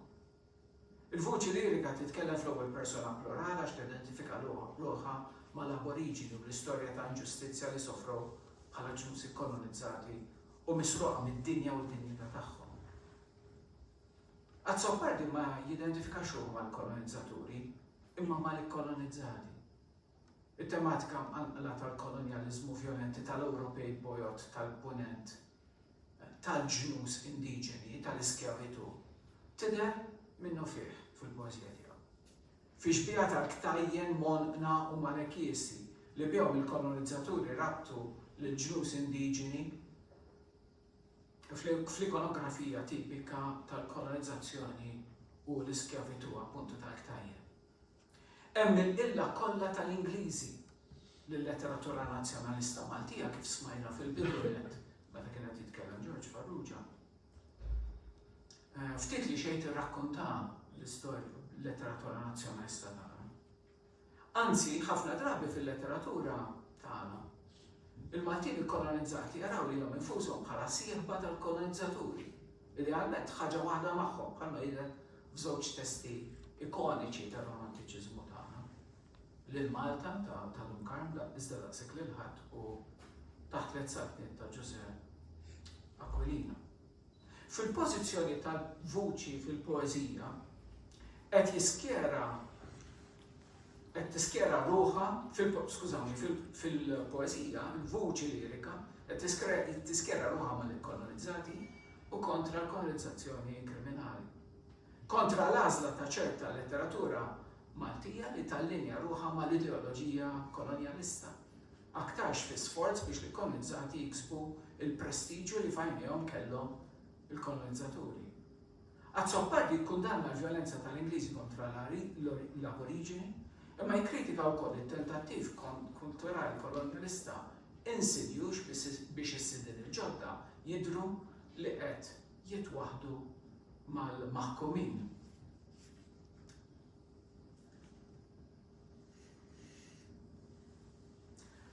Fil-letteratura akademika saru argumenti konvinċenti dwar ir-rabta intrinsika bejn il-proġett kolonjali Ewropew bil-prepotenza fiżika, kulturali u politika tiegħu u l-kultura tal-maskilizmu. Waqt li l-istudjuża Indoneżjana Desi Dwi Prianti tirreferi għal viżjoni kolonjali tal-maskulinità Ewropea bħala l-identità superjuri tal-ponent, l-istudjuża Awstraljana Trans R.W. Connell is-sosteni hemm dimensjoni ta' maskulinità fil-kultura tal-imperjaliżmu, fil-kostruzzjoni tan-nazzjonaliżmu u l-identitajiet nazzjonali. Il-maskulinitajiet għandhom sem attiv u determinanti fil-proċess tal-espansjoni kolonjali. Fil-globalizzazzjoni kolonjali u postkolonjali ċaqliq tal-popli u taħlit bejn il-kulturi rabtu fl-imkien il-ħolqien tal-maskulinità mal-kostruzzjoni tal-ġerarkiji razzjali u etniċi. Strutturi ta' poter li fihom fuq net hemm il-kolonizzaturi Bojot u Ewropej tal-ponent, u ovvjament irġiel, u isfel net hemm il-kolonizzati irġiel u warahom in-nisa. Biex ma nitkellmu speċi fuq xaġa li jiddiskutu ħafna dawn il-ħassieba l-iffemminati, li kolonizzati iffemminati, ċa dawk li mhumiex fajnejn il-kellima eterosessuali tradizzjonali. Il-proġett kolonjali kien ikkondizjonat mill-ġeneru mill-bidunet, għax is-soldati u n-negozjanti tal-baħar kienu rġiel. U n-nisa li marru jgħixu fil-kolonji sabu ruħhom fi djar kontrollati mill-irġiel. Fil-biċċa kbira tal-każi l-istati imperjali li nħolqu biex imexxu l-imperji il-ġodda kienu iddominati mill-irġiel u bnew kultura ta' tmexxija imperjali tal-istat ibbażata fuq forza magħmula minn korpi organizzati ta' irġiel. L-istampa li toħroġ mill-poeżija tal-Awstralja ta' Zoppardi tirrifletti sew naħseb din il-prepotenza kolonjali u maskilista. Matul il-karriera poetika tiegħu, il-pożizzjoni li ħadet il-vuċi lirika ta' Zoppardi minn dejjem kienet qrib ta' dawk li fajnejn il-poeta kienu l-imwarbin, is-sudditi, il-vittmi fil-poeżija Dreamtime. Zoppardi jirrakkonta l-esperjenza tiegħu josserva artist f'St. Kilda Art Market f'Melbourne. Stejjer qaddisa tibitter dan l-aboriġini mħabbel u n-natura il-katedral tiegħu. Il-ton huwa ġentili u r-ritratt li jippreżentanna mimli simpatija lejn dan l-artist indiġenu b'xaru mħabbel qed jirriproduċi xbigħatu temi mit-taħlim. Il-komunitajiet indiġeni jagħtu tifsiriet differenti lit-taħlim. Il-taħlim huwa nisġa komplessa ta' għarfien, fidi u drawiet, il-koll ġejjin minn stejjer dwar il-ħolqien. Il-taħlim jiddomina l-aspetti spiritwali u fiżiċi kollha tal-ħajja aboriġina. Skont Merv Penrith, wieħed mill-xjuħ aboriġini, the dreaming means our identity as people. The culture, teaching and everything. That's part of our lives here, you know. It's the understanding of what we have around us. Il-taħlim jistabbilixxi l-istrutturi tas-soċjetà, regoli tal-imġiba soċjali u ċ-ċerimonji li jsiru biex il-komunità iżżomm l-art ħajja. F'dan is-sens, it-taħlim kien juri lin-nies kif għandhom jgħixu jġibu ruħhom. U dak li ma kinux jobdu kienu jikkastigawhom. Din il-poeżija ta' Zoppardi li hija senala jisimha Dreamtime. Ħafna drabi żmien il-ħolm jew it-tagħlim jirreferu għal żmien meta nħolqot l-art u meta nħolqu l-bnedmin u l-annimali. Il-taħlim jintuża wkoll mill-individwi biex jirreferu għat-taħlim tagħhom jew tal-komunità tagħhom. Fit-taħlim l-ispirti anċestrali tal-antenati ma' dawk li jsemmi Zoppardi fil-poeżija ġew fid-dinja u sawru l-forum tal-art, l-annimali u l-pjanti. L-istejjer jirrakkuntaw kif l-ispirti tal-antenati mxew minn posta għall-ieħor biex joħolqu xmajjar, l-għadajjar u l-montanji. L-aboriġini jgħidu li jafu l-postijiet li żaru l-ispirti tal-antenati u fejn għażlu li jiqfu għal dejjem. Jeżistu wkoll stejjer li jispjegaw kif in-nies marru l-Awstralja u r-rabtiet li nħolqu bejn gruppi differenti mifruxin ma' kullum kienu. Stejjer dwar kif in-nies talmu l-lingwi u sfin u kif skopraw in-nar. Fil-qofol tiegħu it-taħlim ġej mill-art. Kontra dak li jirrakkonta li għamlu l-kolonizzaturi fil-poezija tiegħu Azzopardi fis-soċjetà aboriġina l-art ma kienx tal-bnedmin imma kienet parti minnhom u kien dmir tagħhom li jirrispettaw l-art u jieħdu ħsiebha. Grazie.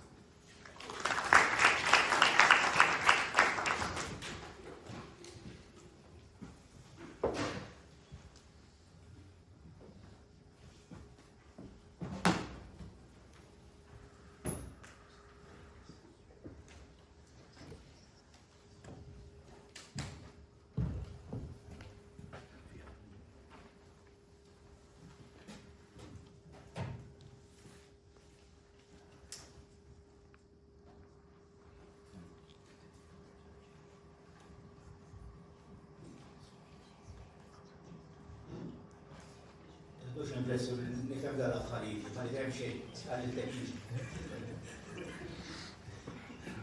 Mux ekku. Issa għanna jisu dak fl-10 minuti għal mistoqsijiet qabel il-waqfa kafe. Tajjeb najdu, kemm ngħidilkom li dawn diskorsi, dawn l-istudji, beħsibna nippubblikaw f'ħarġa speċjali ta' il-Malti. L-istess ħaġa qed nippreparaw biex nagħmlu għaddejjin bħalissa fil-fatt mill-qari tal-provi. Sentejn ilu konna minna l-istess ħaġa. Konna minna seminar fuq Oliver Friġġieri u konna minna fil-Karmelitani, l-Dina. U dak ukoll beħsibna noħorġu ġifieri ħajkun jiġbor l-atti ta' dik il-konferenza kalla jrid ikun fidejna nittamaw iktar tard din is-sena. U l-istess ħaġa beħsibna nagħmlu b'dawn, ġifieri hawnhekk konna naqra ma' fossin forsi fil-ħin, imma mbagħad wieħed ikollu l-istudju sħiħ tajjeb mingħajr il-problema tal-ħin. Għandna ħin għall-mistoqsijiet.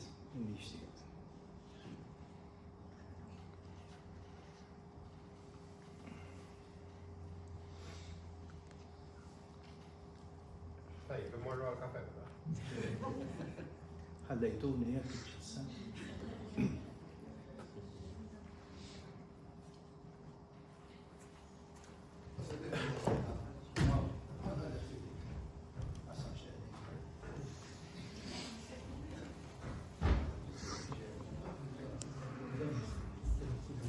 Iktar kursità minn xejn. Partikolarment fil-qari ta' Margot Zoppardi preżentat bil-keyboard. Taħseb li wieħed jista' jorbot x'ngħidu hekk l-ideoloġija politika ta' Margot Zoppardi ma' modell anarkista bħal dak ta' Noam Chomsky pereżempju.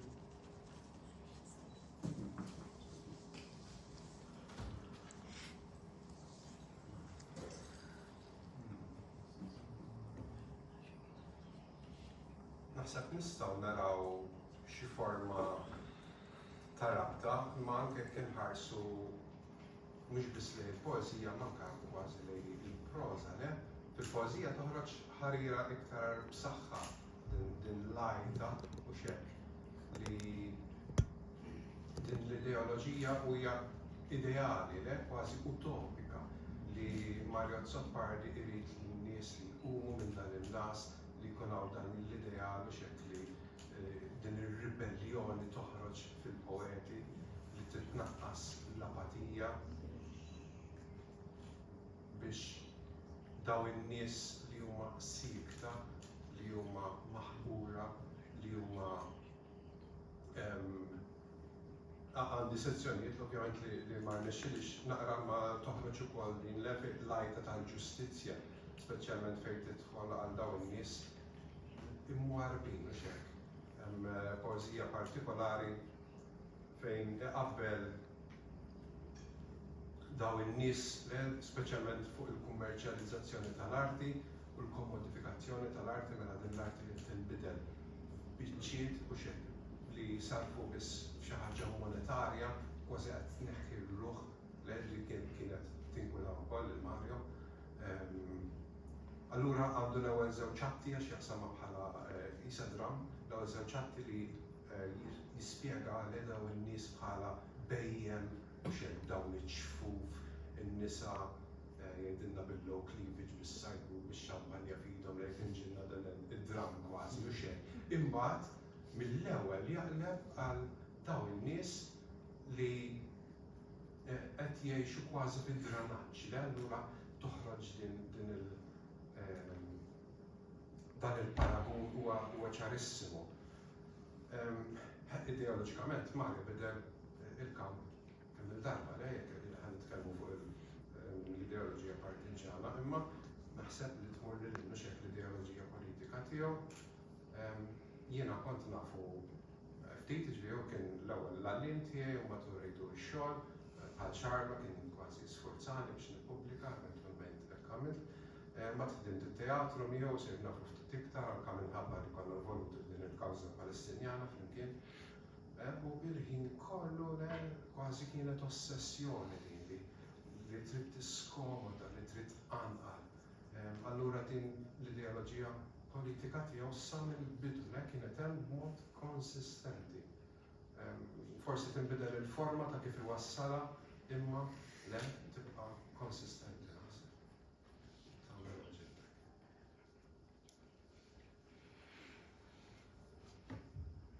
Forsi hemm ċerta ambivalenza wkoll. Il-kontribut politiku ta' Mario Zoppardi naħseb ovvjament li tkun studjat fil-totalità tiegħu.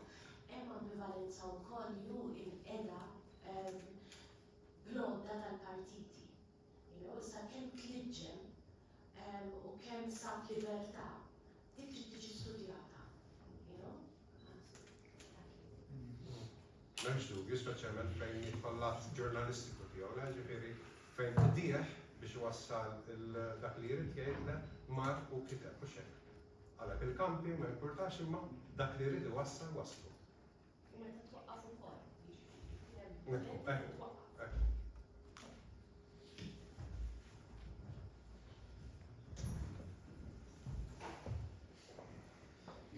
nkompli ma dan il-punt tagħtek Richard u takitu fl-istess nistil reazzjoni tal-kelliema għal dan is-senat. Jiena nħoss Mario wkoll il-nuqqas ta' paċenzja bil-konfini tal-kelma stess. Jiġifieri oġobna ħafna kumment pereżempju li kemm darba bidel l-ideoloġija. Imma met inti kif kienet jispjega Xarlo qed fittex dimensjoni oħra u kif jgħid Heidegger tmur anke f'żona pre-riflettita, pre-lingwistika li ġari kontinwament tikkumbatti il-kelma tiegħek stess. U magħha lilek innifsek. Jiġifieri l-aġitazzjoni nervuża li nara f'Mario Zoppardi ma f'kull tip ta' konfini. Il-konfini verbali, il-konfini anki spirituali, il-konfini reliġjużi. U huwa wkoll filosofija ta' awtentiċità illi kif isemmi Heidegger hija t-tip ta' awtentiċità li iġġarek tmur lura fi stadju fejn il-lingwa u Heidegger juża l-kelma dis-saying of language, il-lingwa nnifisha diġà tinnota li qed titkellem iktar minnek. F'ċerta sens qed titkellem lilek. U Heidegger da jorbtu mal-konċett ta' poiesis, jiġifieri ta' tiswir innifsu tal-kewn, tal-ontoloġija. Imma bih qed ifisser pre-riflessjoni, stat pre-lingwistiku illi diġà qed ikellimna. U naħseb illi għalna sina nħoss li Mario Zoppardi fil-pożija tiegħu kif jispjega anki Grazio Falzon meta jgħid attakka kull konċett reliġjuż bi kliem kontinwament reliġjuż. Jiena nħoss Mario Zopardi di l-aġitazzjoni li qiegħda tirrispondi għal xi ħaġa li ma tissapportix laqqas il-limitu tal-kelma stess. Fil-pożiet. Għalhekk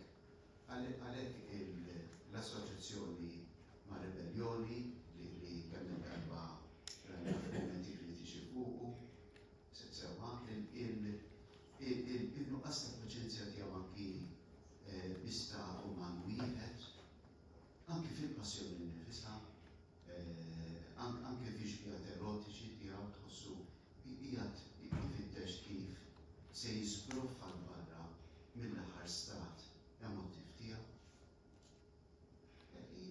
Naħseb huwa dal-stil minnu nnifsu huwa filosofija u kumment fuq il-ġenwinità li kultant iġġalek tikkombatti mal-kelma tiegħek stess.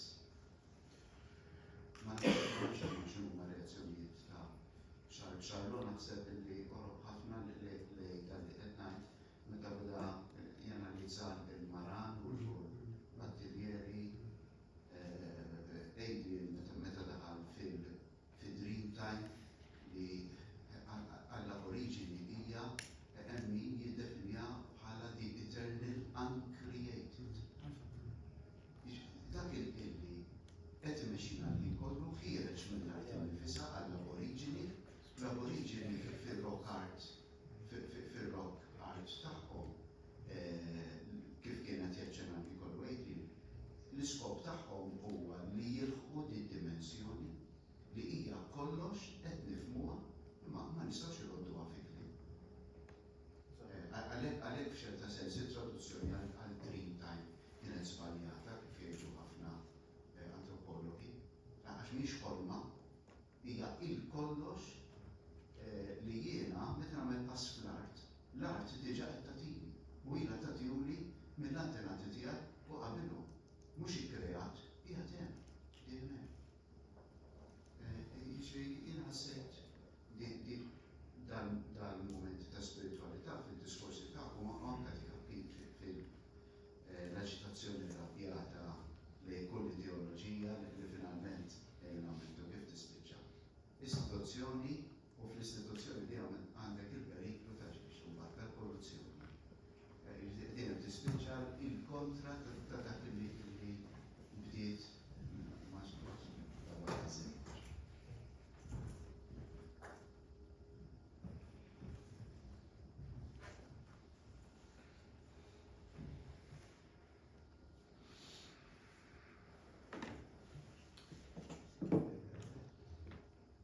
Ikolli ngħid l-iktar Mario Zopardi li jogħġobni huwa dak personali ħafna.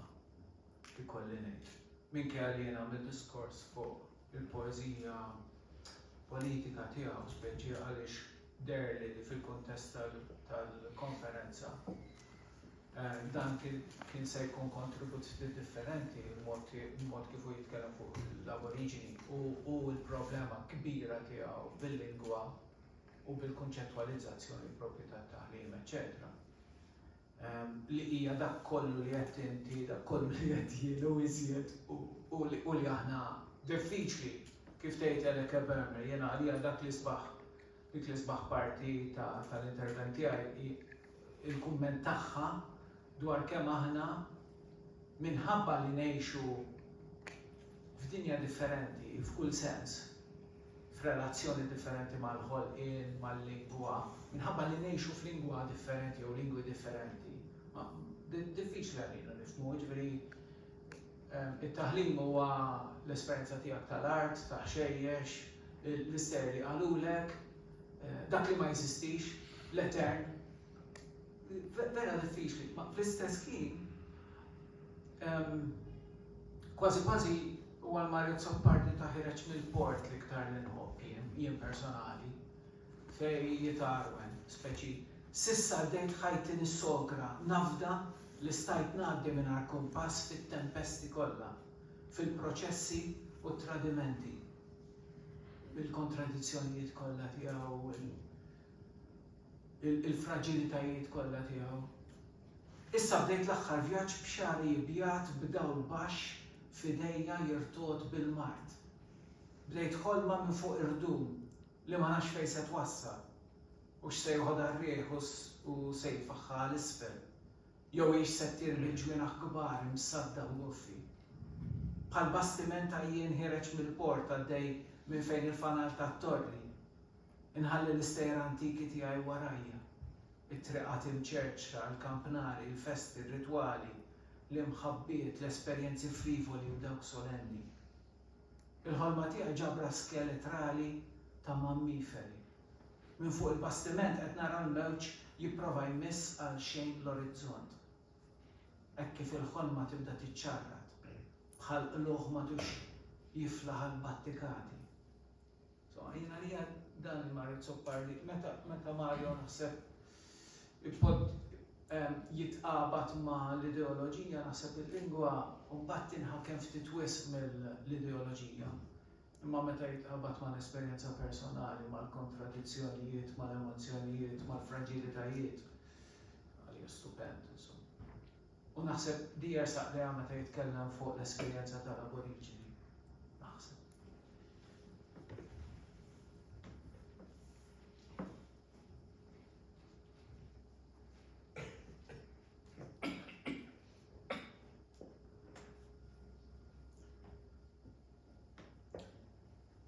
Jekk m'hemmx iktar interventi fil-każ ngħaddu għal kafè. Grazzi. Istiden il-Dr. Manuel Mifsud jagħmel diskors tiegħu.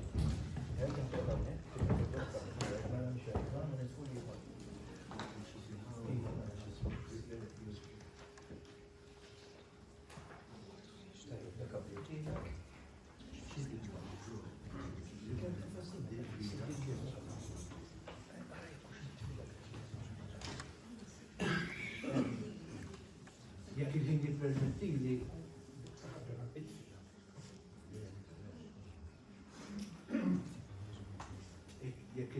għandi 3 osservazzjoni.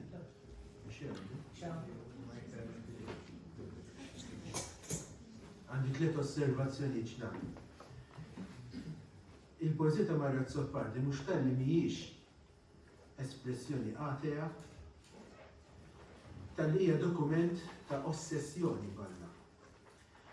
Ħadd attwalment mill-poeti l-aktar prominenti tagħna sa qabel il-ġenerazzjoni post-disejn ma esprima konvinzjoni atea sakemm ma nqisux poeżija bikrieta ġew friġġieri Alla mejjed li deret f'Malta di New Poetry tal-1970 li fiha Kristu jsir ekwivalenti għal Sisifu u l-umanità m'għandha xejn x'tantiċipa għal mewt eterna għax is-sejħa tagħna taħbad mal-ħajt sam tax-xejn.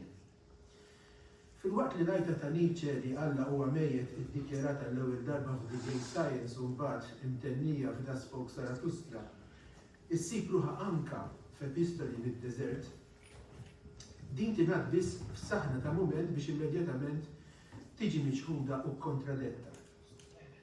Aktar milli konvinzjoni, l-Alla mejjed ta' Zoppardi hija espressjoni ta' frustrazzjoni u ejja li dlong tagħti impetu biex tiġi sfidata.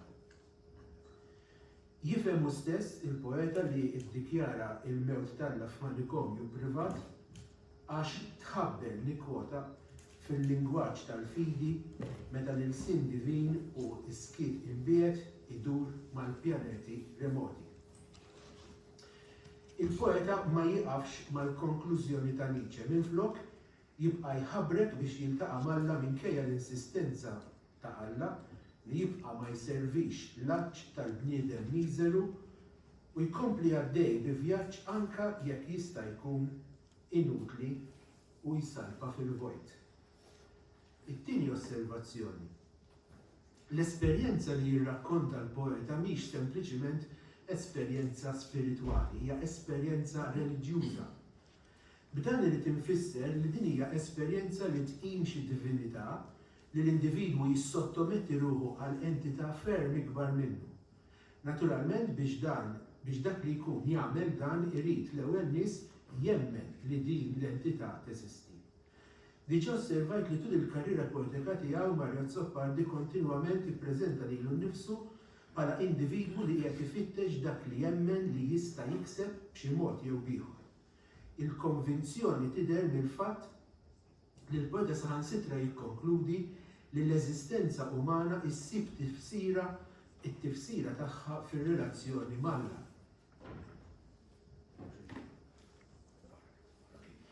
Bniedem ikun bniedem meta jaqbiżlu dmuħ u meta jinżel għal tejħ quddiem il-misteru ta' dejjem, ta' bla bidu jew tmiem. Ma' żmien dan il-ħsieb mhux biss isir konvinzjoni imma saħansitra l-ossessjoni l-kbira tal-poeta. Alla u l-ossessjoni ta' Mario Zoppardi.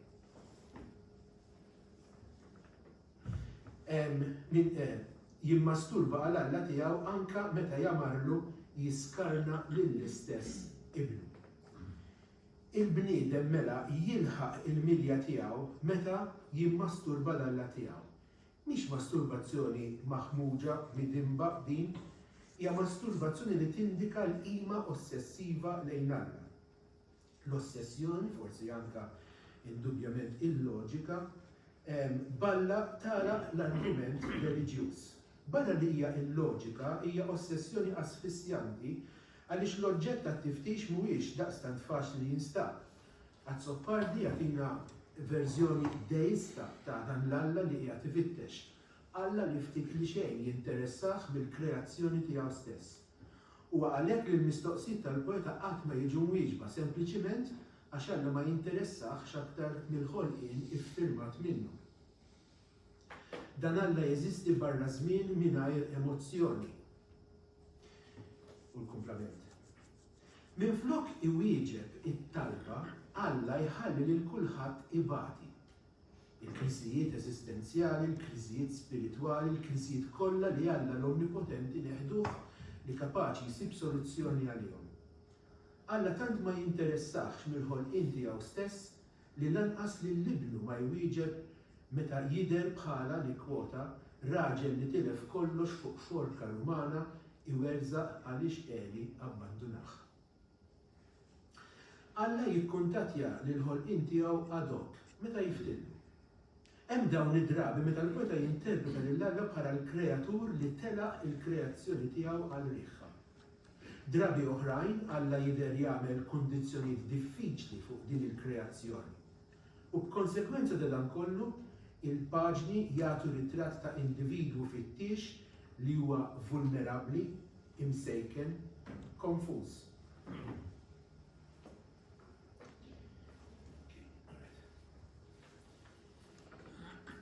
Waħda mill-affarijiet l-aktar evidenti f'din l-espedizzjoni kollha hija il-faxxinu bit-tradizzjoni.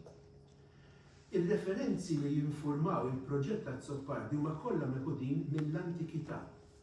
L-esperjenza reliġjuża hija esperjenza tradizzjonali għaliex il-poeta ma jħares lejn ir-reliġjon minn perspettiva kontemporanja iżda minflok imur lura lejn tradizzjonijiet l-aktar antiki. U għalhekk li nsibu diversi referenzi mit-Testament il-Qadim, mill-antikitajiet tal-Buddiżmu u l-Hindu u l-aktar mill-Kristjaneżmu bikri jew medjevali. Min din ir-reliġjożità tradizzjonali tispikka mbagħad l-identifikazzjoni tal-innifsi mal-profeta, mal-pellegrin, mal-mistiku jew l-axxeta. It-tiftixa għal xi divinità rari tieħu forma ritwalistika, minflok tieħu forma ta' pellegrinaġġ, vjaġġ b'intenzjoni reliġjuża li hu mifhum li matulu l-pellegrin ikollu jgħaddi minn diffikultajiet kbar ħafna. Jax Elsner u Ian Rutherford f'Pilgrimage in Greco-Roman and Early Christian Antiquity jargumentaw, jipproblematizzaw id-definizzjoni u l-kunċett innifsu tal-pellegrinaġġ. U jargumentaw li ħafna drabi il-kunċett magħruf huwa dak kristjanizzat ta' kredenti konvint li jterra fi vjaġġ sacru. Mhix l-intenzjoni tiegħi li nidħol f'dibattiti dwar id-definizzjoni u l-nozzjoni ta' pellegrinaġġ u pellegrin. Ma għalfini ta' din it-taħlita jkun biżżejjed li ngħidu li l-kunċett u l-prattika tal-pellegrinaġġ jieħodna lura kif argumentaw daw iż-żewġ kittieba sal-era klassika fil-Greċja u Ruma.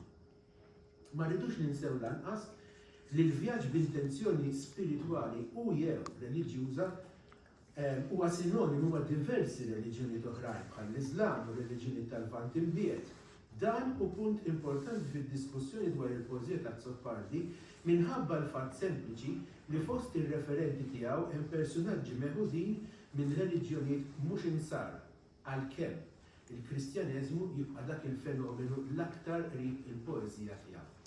Għaldaqstant, ikolli ngħid illi anke is-sottotitlu ta' din it-taqsima lejn xi divinità jaf ma jkunx preċiż, fis-sens li hemm ħafna ħwejjeġ li jindikaw li huwa Alla partikolari dak tal-insara adottat mit-twemmin Ġudajku li ssir referenza lih.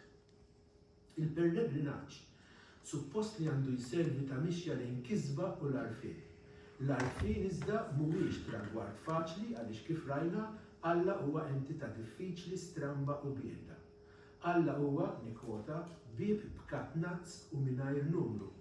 U ma jistax jifru minkejja s-sagrifiċċji kollha ta' pellegrinaġġ diffiċli. Mhuwiex biss it-triq tat-tiftix il-pellegrinaġġ, imma saħansitra tas-salvazzjoni. Il-proġett allura għandu lan reparatorju. Il-versi ta' Zoppardi spiss jimtlew b'sens kbir ta' ħtija, fenomenu li ħafna ħassiba spiss jassoċjaħ mal-Kattoliċiżmu, ir-reliġjon li temmen li kull individwu jitwieled diġà imtebba bid-dnub u saħansitra stabbilit sagrament apposta għall-indiema tal-mitinbin. Il-poeżija ta' Zoppardi hija stqarrija pubblika ta' dnub li kwota jien li dnibt ħafna jew jien strova żlugata. Il-ktib tat-talb il-ġor mimli li kwota santi ta' nisa ġerrejja. U allura l-pellegrinaġġ huwa mezz ta' kif jesprimi tewba bit-tpattija għal dnubitu. Fil-poeżija linja vertikali, bħal Ġakob joħlom bis-sellun li għandu jwassal lejn is-salvazzjoni.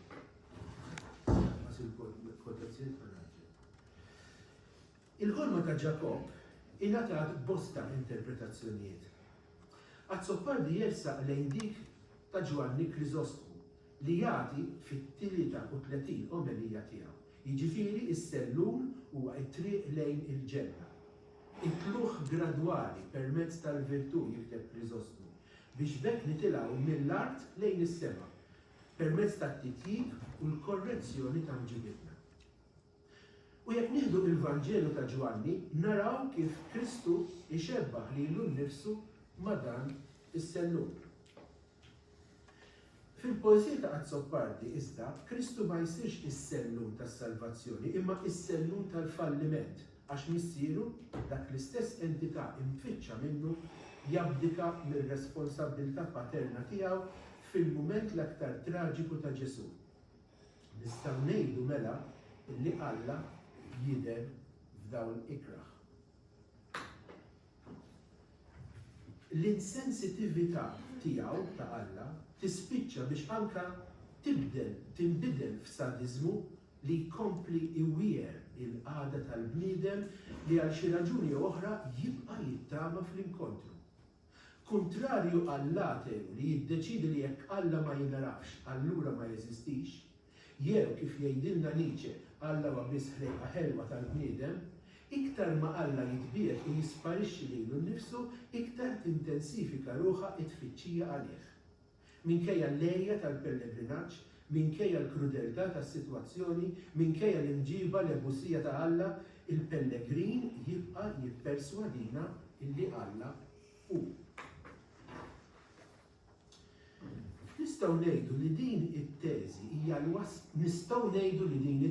hija l-wasla lejn id-destinazzjoni, nistgħu nqisu din l-affermazzjoni bħala it-tmiem ċelebri tal-peregrinazzju perpetwa tal-poeta, nistgħu nantiċipaw il-pellegrin ipoġġi bil-qiegħda mistrieħ fuq l-adba tal-arfin, kuntent li mexa distanzi twal, tela ħafna tlajja u kiseb dak li kien qed ifittex, u probabbli li le, għax Alla jibqa' sieket. Hemm żewġ raġunijiet għala l-proġett ta' Zoppardi huwa ddestinat li jfalli. L-ewwel għaliex huwa bniedem tar-raġuni, mill-proġett tiegħu irid ħafna aktar mill-fidi li għandu diġà. Il-poeta jrid jifhem minn barra li jemmen. It-twemmin waħdu mhux biżżejjed. Kleopasju, wieħed miż-żewġ disċipli ta' Emmaus, jissaħħar bil-laqgħa li hu sieħbu li anonimu ikollu ma' raġel misterjuż.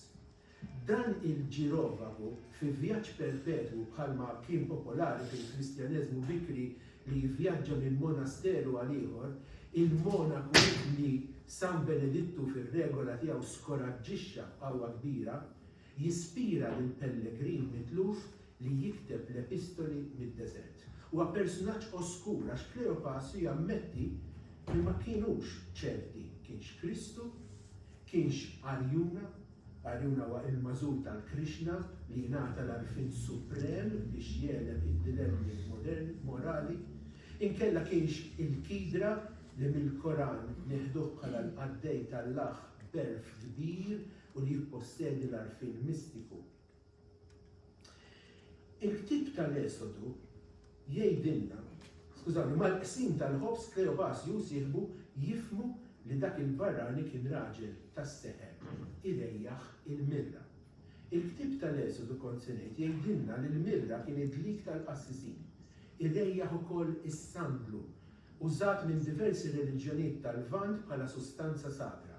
U allura l-inkontru ma' dan it-tali jindika ix-xewqa għall-kisba mhux biss tas-salvazzjoni imma tal-arfin u tal-erf.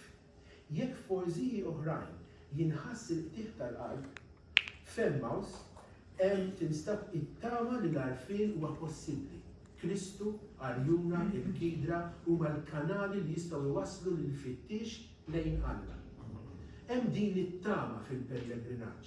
Il-barrani l-misterjuż tal-mirra u s-sandlu huwa dak li kiseb l-arfin permezz tal-pellegrinaġġ.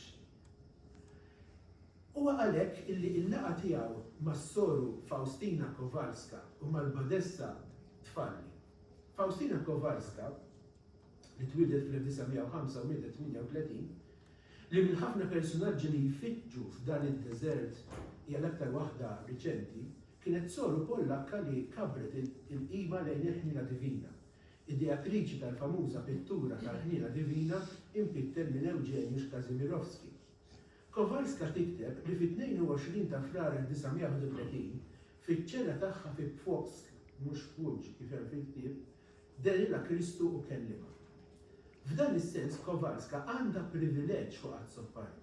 Id-differenza bejn it-tnejn hija li s-soru ma tmur fuq ebda pellegrinaġġ, appuntu għax hija soru f'kunvent, imma taċċetta l-fidi u l-fidi hija biżżejjed mingħajr ma tinsisti li tifhem dak li temmen. Anki l-Badessa fil-poeżja forsi hija l-mara tal-fidi li mhix tfittex it-tweġibiet bil-loġika tar-raġuni. It-tieni kawża għala dan il-falliment hija l-inabilità tal-poeta li jiġħad il-ġisem. Din hija battalja oħra li jrid jiġġieled il-bniedem li jrid jiltaqa' ma' Alla. L-Itinerarium Mentis in Deum, ktieb ieħor ispirat fil-perjodu bikri tal-Kristjaneżmu, jirreġistra l-esperjenza mistika ta' San Bonaventura, l-awtur tal-ktieb, li dan kellu fuq il-muntanja Verna fl-1259.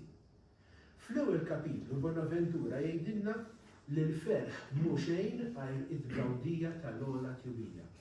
Imma din it-tjubija mhijiex ta' din l-art iżda ta' smewiet, il-fejn irridu nitilgħu mhux bil-ġisem imma bil-qalb. Biex dan iseħħ ikompli Bonaventura, wieħed irid jikseb l-għajnuna divina li tinkiseb biss permezz tal-qalb, tal-umiltà u tal-ferventi. L-istess il-jum il-kbir fil-74 pritka tiegħu iħeġġeġ lill-fidili biex jiġħdu l-pjaċiri terrestri u dawk li qabdu triq tas-sewwa jarfu li huma pellegrini fil-wiet ta' din id-dinja li għandhom jibqgħu għaddejjin minn fuqhom. Se naqbes biċċa għax irid nasal għall-aħħar osservazzjoni. Epistoli mid-deżert jagħtina din il-mixja lura kifet mhux biss fit-tiftix għal Alla, manka fl-esplorazzjoni fit-tradizzjoni bil-ħarsa lejn testi sagri u xbijat merfuha mill-kittib ta' Orrif Odma. Ma jidirli illi l-mixja lura ta' Zoppardi tfisser ukoll mixja lura lejn it-tradizzjoni poetika Maltija fil-figura, forsi ironikament, ta' Duncan. Spiss, kemm iġbijat mażura, kemm il-burdata rrappurtata ifakru lill-qarrejja f'poeżiji bħal jien u lil minnu tal-poeta li kif nafu għad Zoppardi qis rieħu bħala l-anatema tiegħu. Fiex qalli il-leħen interjuri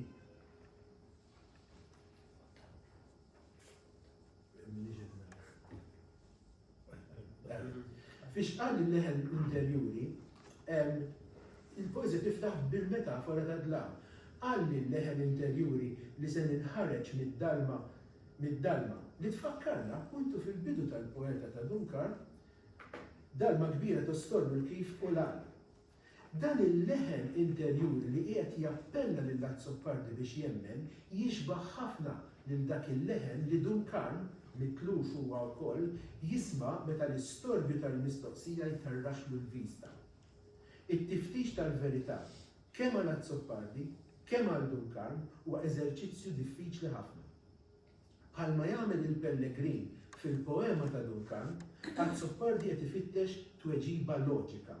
Tarf li jista' jifhem u mhux jemmen fih biss. Il-kuntrast bejn il-Pellegrin vagabond u Kowalska jew il-Badessa huwa il-kuntrast bejn il-moħħ u l-qalb ta' Duncan. Hemm din it-taqtija fiż-żewġ poeti li prattikament hija simili. L-istess leħen li jisma' Zoppardi bħal dik li jisma' Duncan jappellalu biex nikkwotah tkisser il-gburija. Iż-żewġ poeti jirrealizzaw li l-gburija se tkompli tbedhom aktar milli tgħinhom jaslu għad-destinazzjoni tagħhom. Fl-Asafar ta' Mejju, poeżija ta' Zoppardi, narawh jistkerraħ il-kontradizzjoni tal-Asafar ikantaw f'kor il-ħajja meta s-sema ta' fuq rashom huwa mċajpar. Silta bħal din, riflessjoni bħal din, ma tistax ma tfakkarniex fil-Kanarin ta' Duncan. Ix-xebħ bejn iż-żewġ poeti aktarx li jieqaf hawn. Il-qassis kif mistenni jirnexxielu jasal għal punt li fih jeleb id-diffikultà kollha u bħal Kowalska u l-Badessa ta' Epistoli fid-Deżert jaċċetta l-fidi mingħajr il-loġika. Min-naħa tiegħu, id-deżert ta' Zoppardi huwa aktar perpetwu għax ma jirnexxilux iċedi. La r-rieda tal-ġisem u lanqas ir-rieda għall-arfin. Zoppardi jibqa' jittama li huwa wkoll qed jimxi lejn Emmaus bħal Kristu l-Profeta, Arjun il-Mażul ta' Krishna, il-Kidra tal-Koran. Jibqa' jittama aktar xal xejn li huwa wkoll irejjaħ ma' kull pass il-mirra u s-sangu.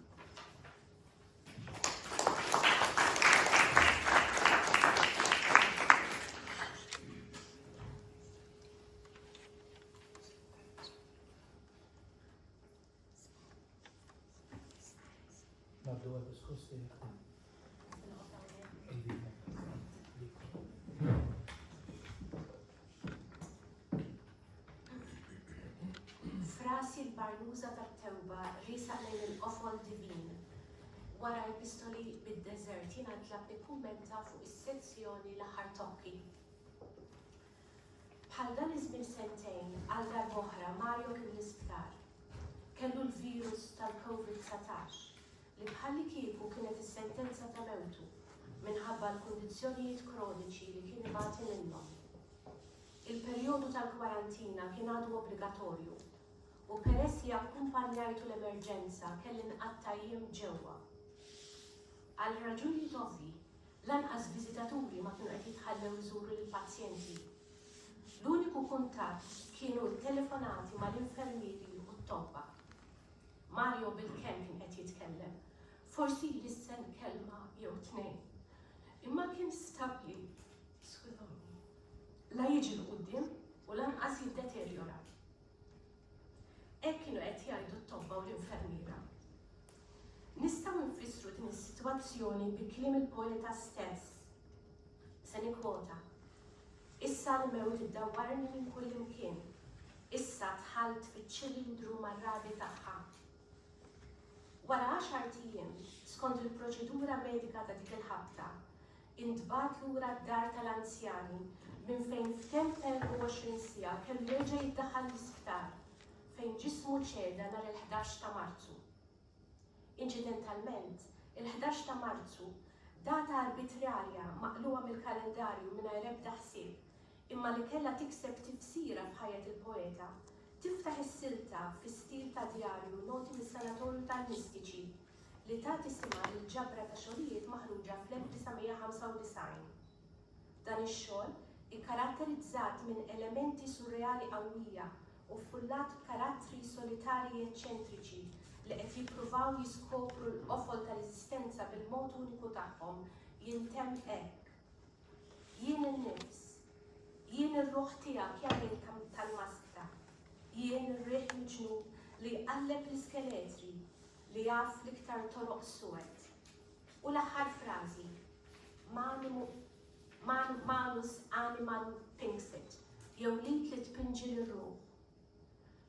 Il-kelliema l-oħra f'dan is-seminar huma bil-wisq iktar ikkwalifikati minni biex jistħarġu r-riħ bħala simbolu tal-Ispirtu Divin. U għalhekk kull ma nista' nintuwixxi f'dan l-istadju u li l-poeta kien imwebbel li jiskopri dik lit li tpinġi l-ruħ fil-waqt li hu stess ipinġi l-ruħu fil-manifestazzjonijiet kollha tagħha. Fl-aħħar snin ta' ħajtu, meta Mario kien jisma' mużika li tqanqlu ħafna, jew jara artisti jew sportiv ta' kalibru f'xi programm televisiv, wara pawża ta' skit xi drabi kien jikkummenta dawn żgur messhom in-nifs ta' Alla.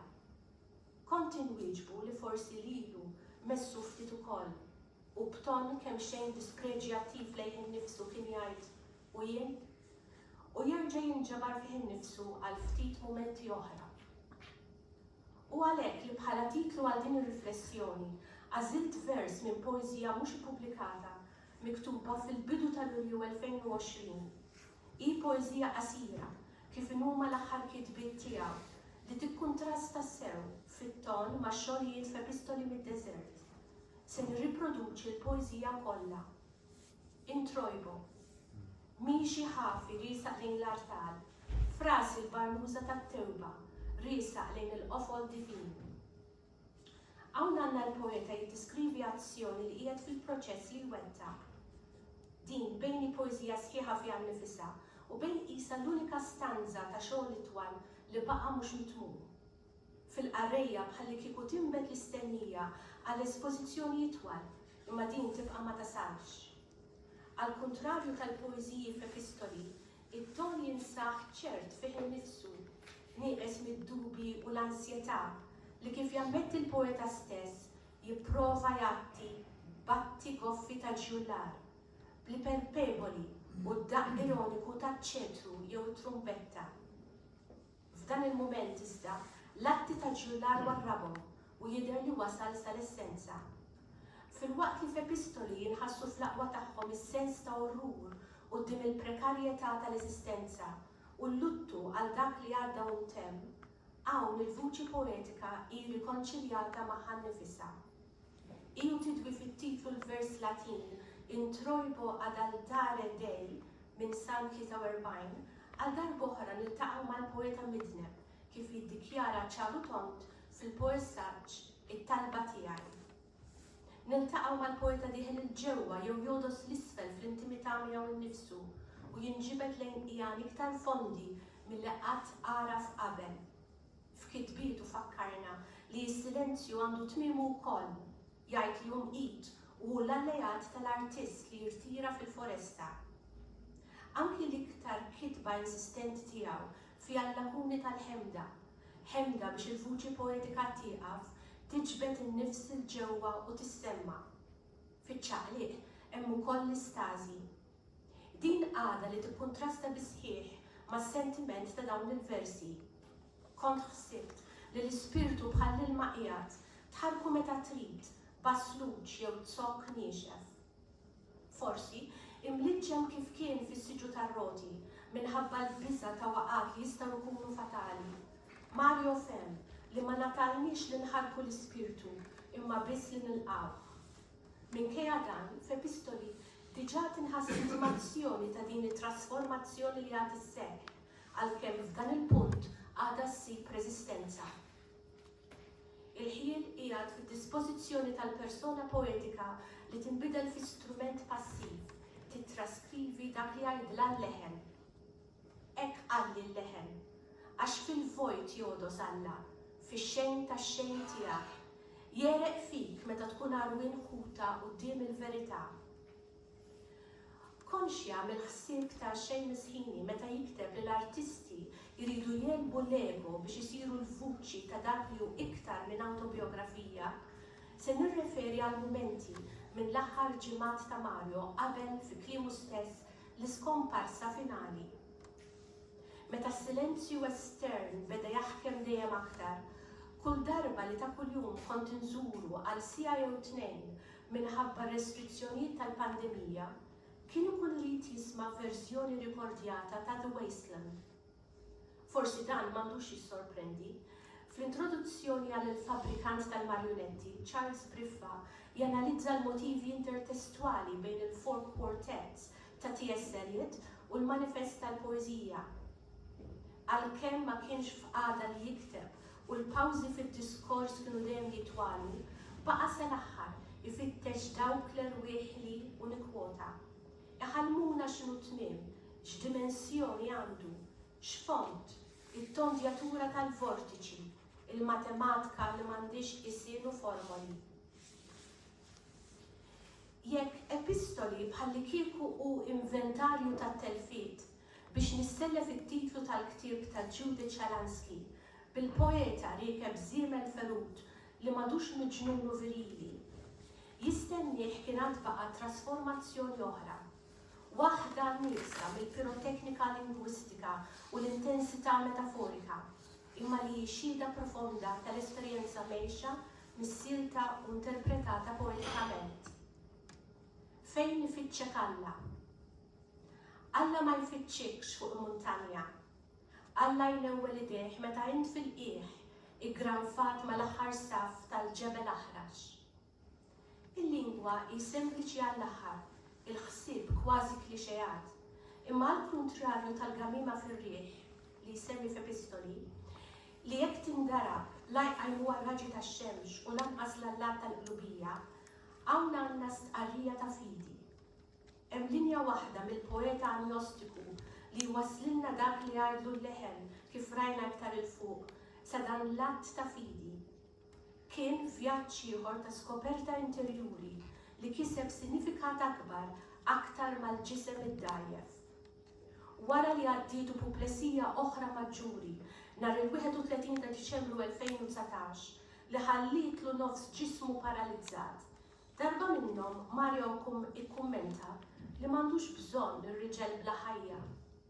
Għalkemm miegħi qatt ma tkellem dwar dan, naħseb li baqa' grat li l-essenza tiegħu jiġifieri l-kapaċità li l-ħajja magħxa tinbidel fi ħsieb u f'kitba ma teħditlux. Milwi fuq is-siġu tar-roti, bdera ta' tbatija fuq wiċċu, ġieli staqsejtu mhux muġuh u kien iwieġeb fin-negattiv, imma li għandu ħsieb li għadu qed jitturmentah u ma jistax ifissru kreattivament kif jixtieq. Judith Shalansky tistaqsi dwar minhu l-qreb tal-ħajja u x'inhu ffaċċjat il-ħin kollu bil-mortalità tiegħu jew dak li jirnexxielu jordom kull ħsieb dwarha. Jekk napplikaw dan il-ħsieb għall-eżortazzjoni li l-poeta jagħmlilna, ibdew sejħuli l-poeta tal-mewt, bil-kliem poeta tal-mewt fil-korsiv. Kemm u sa fejn għandna nagħtu widen lill-poeta? Hemm xi jgħidilna li aktar mal-poeta kien qrib il-mewt, aktar kien qrib il-ħajja. L-aktar jekk naċċettaw il-ħsieb ta' Christopher Riggs li jsostni li l-att immaġinattiv jimplika l-preżenza tal-ħajja u għalhekk ma nistgħux nimmaġinaw il-mewt tagħna stess. Li nistgħu nagħmlu hu li ninterpretaw l-idea ta' tmiem tagħna kreattivament kif Mario jagħmel fil-poeżaġġ Maxime Castelletti Vupar Seami fost kitbiet oħra. Forsi dan l-intervent u nieqes mid-distakk u l-oġġettività akademika minħabba l-qrubija tiegħi mal-poeta. Imma nista' nagħti xhieda tal-vjaġġ tiegħu fl-aħħar snin, meta mimli dubji bħal dejjem wasal biex bil-kalligrafija medħoluża tiegħu li bil-mod il-mod bdiet tinħall f'sinjali indeċifribbli jirtodu jikteb dan li ġej. Nimxi, arani, midneb, dieħel nirfes la majjar lejn ir-raba tal-kastell, fejn hemm l-isbaħ diamant, ileq bil-wien irsina, xhieda tal-misteru li jdawwal kullimkien. Skansani, mulejja l-asidi. Imbagħad jinżel il-velu tas-silenzju. Fit-traċċi indeċifribbli fuq il-karta hemm il-komunikazzjoni tal-poeta mad-divinità, komunikazzjoni unika u intima l-aħħar u li l-vibrazzjoni tagħha taħarbilna. Grazzi.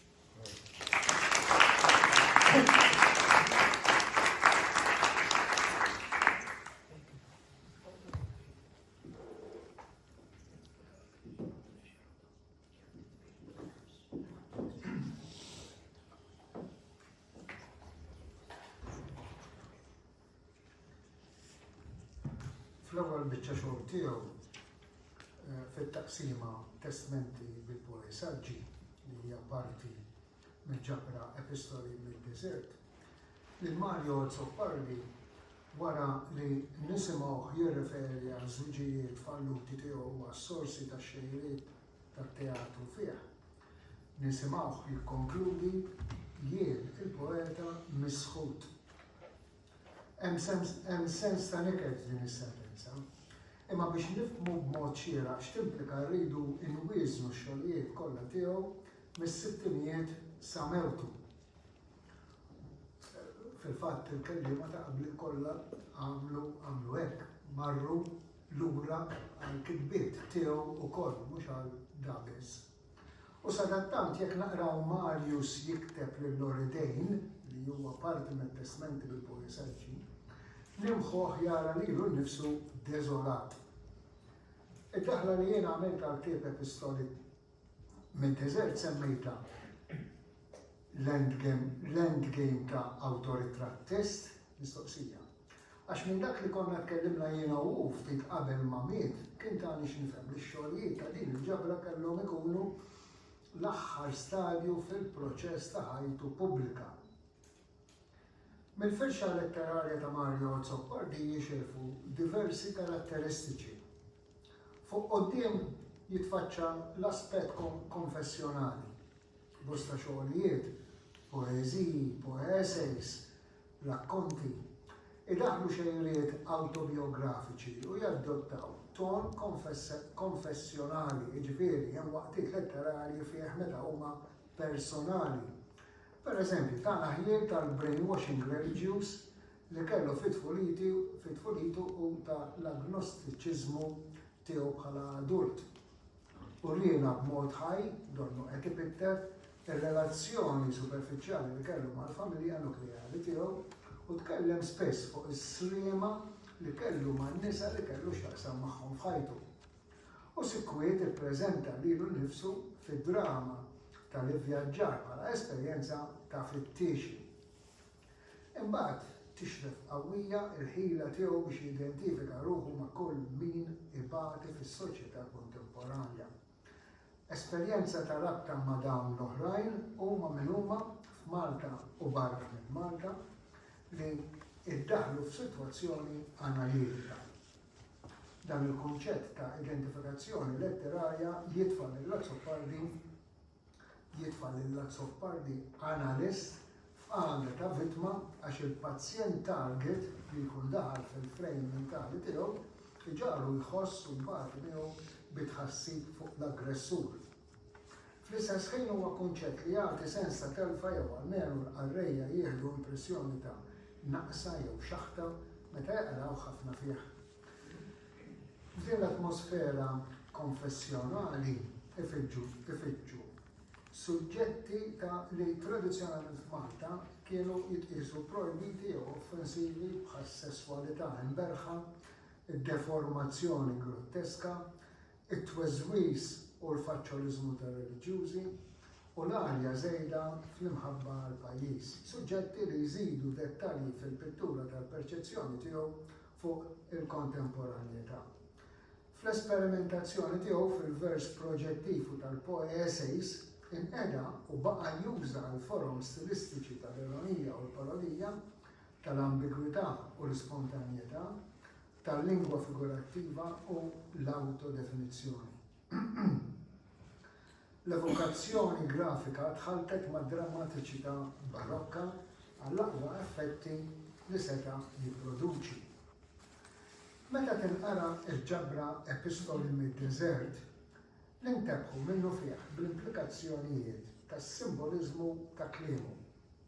Għax tħuf f'moħħu tiderdera tal-aħħar ta' ħajtu biex bijat frekwenti ta' testament, deżert, solitudni, dajsa, karnival u sfin.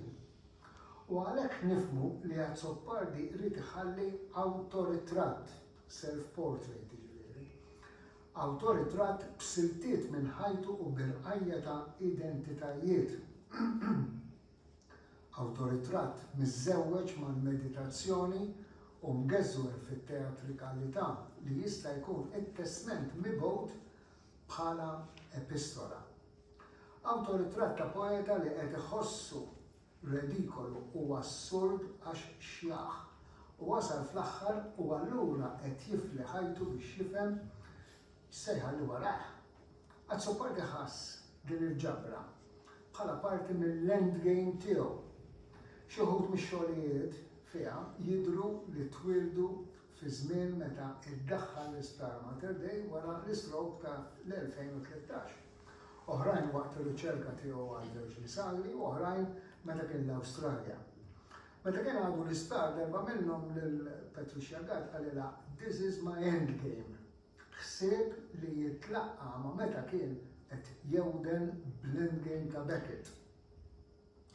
L-awtoritratt fragmentat jitferra fuq il-karti biex isir test u jinħass il-poeta jissara ma' moħħu biex iħaddem il-memorja retorika. L-epistoli jsiru kompatibbli ma' l-idea tal-awtoritrattist għax jitrattaw aspetti tal-personalità tal-kittieb li bosta drabi joqgħod ġejju sejjer mill-ġeneralità għal partikolarità. Dawn ir-riżorsi tal-epistola u tal-awtoritratt Azzoppardi jżewweġ l-awtoritratt mal-meditazzjoni biex iġġalna nitħassbu fuq x'inhu ħsieb u jsir magna tal-lingwa biex jinseċ it-tifkiriet, il-fantasiji u l-argumenti skont il-loġika tal-ħolm, xewqat, stħajjil u ideat tiegħu. Jagħtina self-portrait maħġun mir-retorika b'implikazzjoni ta' deżert b'suġġett konxju tal-identità tiegħu. U fil-qafas tas-simboliżmu tiegħu Azzoppardi jifhem id-deżert bħala l-aktar post xieraq għar-rivelazzjoni tal-jien tiegħu.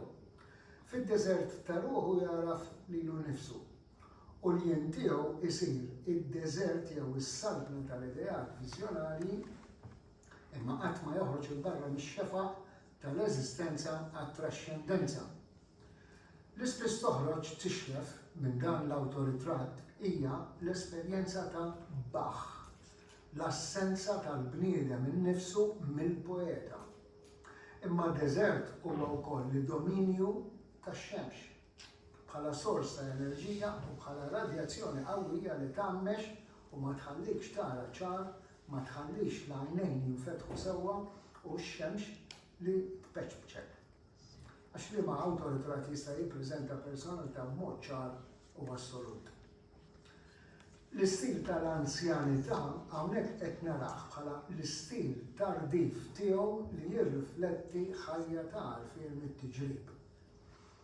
Fit-tiġrib tardif tiegħu jagħtina bosta suġġetti sirja kif insibu fit-taqsima testmenti tal-poesaġġi fejn fost is-suġġetti ewlenin insibu f'dawn il-poesays rappreżentazzjonijiet sagri, kondizzjoni ta' nuqqas ta' saħħa, il-karnival u kif jifhem in-nisa tiegħu.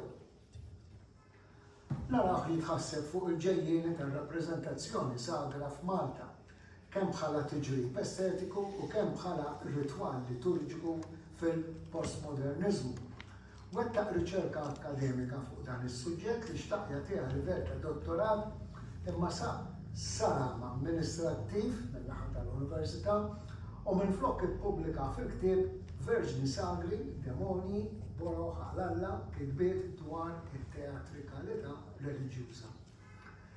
F'messaġġi skabrużi, waħda mill-poesis tiegħu, nisimgħu ħliel tal-proposta tiegħu għad-dottorat li waslitu biex jitlaxxa mal-bord tal-PhD tal-Università li ma fehmx is-sewi tar-riċerka tiegħu. Jiena kont qiegħed dak il-meeting għaliex suppost rrid nkun il-tutor tiegħu għad-dottorat u dana qabad u ħareġ mill-meeting irrabjat u qalli daqshekk ma riċerka u telaq il-barra. U waqqafha u minflok mbagħad dik ir-riċerka ħareġa fil-ktieb Verġni Sagri. U naraw jagħtina referenza imwera għal Verġni Sagri wkoll fil-ktieb li qed naraw illum. Fit-taqsima li qed nifli hawnhekk hemm diversi rabtiet mal-materjal tal-ktieb Verġni Sagri, skużawni, għax insibu poesis oħrajn bit-temi reliġjużi teatriċi bħal il-poeta u t-torka Posta lil Ġanet u Arkli li ħormod bija. Dawn jidhru li għandhom influenza diretta minn Verġni Sagri. Imbagħad f'April tal-2013 tagħtu puplusija u kellu l-qatta xi żmien l-isptar. Wara din l-esperjenza ma kienx tajjeb biex jibqa' jgħix waħdu u mar l-Awstralja biex joqgħod ma' wliedu. Imma hemmhekk ma rridx jimxi mal-proċeduri formali tal-burokrazija u rrid ġie lura Malta u rtira fresh home. Fl-antoloġija Epistoli mid-Deżert insibu bosta xogħlijiet li jsemmu din il-kondizzjoni u l-esperjenza tiegħu fl-isptar. U mit-taqsima li qed nitkellem fuqha jien nistgħu nieħdu b'eżempju il-poeta u t-torka fejn nisimgħu jitkellem fuq l-attakk tal-puklusija u f'xogħol ieħor f'nofs il-ktieb fejn itemm jgħid il-poeta imut u ma jħalli l-ebda sinjal. Epistoli mid-Deżert iġib bħala subheading dawn il-versejn fil-bidu sensazzjonijiet mill-karnival tad-dinja li dejjem jintemm b'funeral makabru. Fazzo parti tinħass ansjetà fid-del tal-mewt, ansjetà li tingħata b'ton meqjus u sielem, fl-istil tax-xuħija xorta hemm komplessità stilistika u ħjien ta' saħna tonali li jwasslu għal repetizzjoni tematika u attitudinali.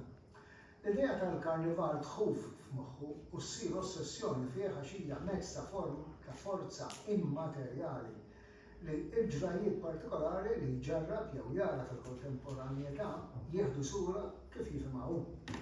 Lill-Kristu jaraħ imżeblaħ ħanikwotaħ f'karnival ta' bżied, benġil u dmija.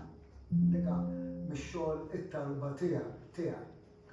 U l-kapitli tal-ktieb jarhom jiddaħħlu fil-quotazzjoni minnu fil-karnival ta' Rabelais biex isiru aktar patetiċi. Dina tinsab fix-xogħol f'nofs il-ktieb. Fazzo parti il-karnival juri l-varjetà tar-relazzjonijiet u jenfasizza wkoll b'implikazzjoni il-fatt li l-ħidmiet soċjali huma fil-kontemporanjetà iddeterminati mir-relazzjonijiet tal-klassi politika. Kull sem soċjali jintagħmel mill-awtoritajiet jew jitwassal kulturalment mhux modi b'mandat min-natura. B'hekk l-idea tal-karnival tad-dinja issir għandha taħħaq fuq il-ħajja u tiċċelebra dak li hu grottess fid-dinja. Idea li fil-letteratura serja tagħna taf tidher monadika. Meta jħares lejn in-nisa, is-sess f'moħħu jitbandal minn xewqat primittivi għal xi għamla ta' xitan tal-passjoni.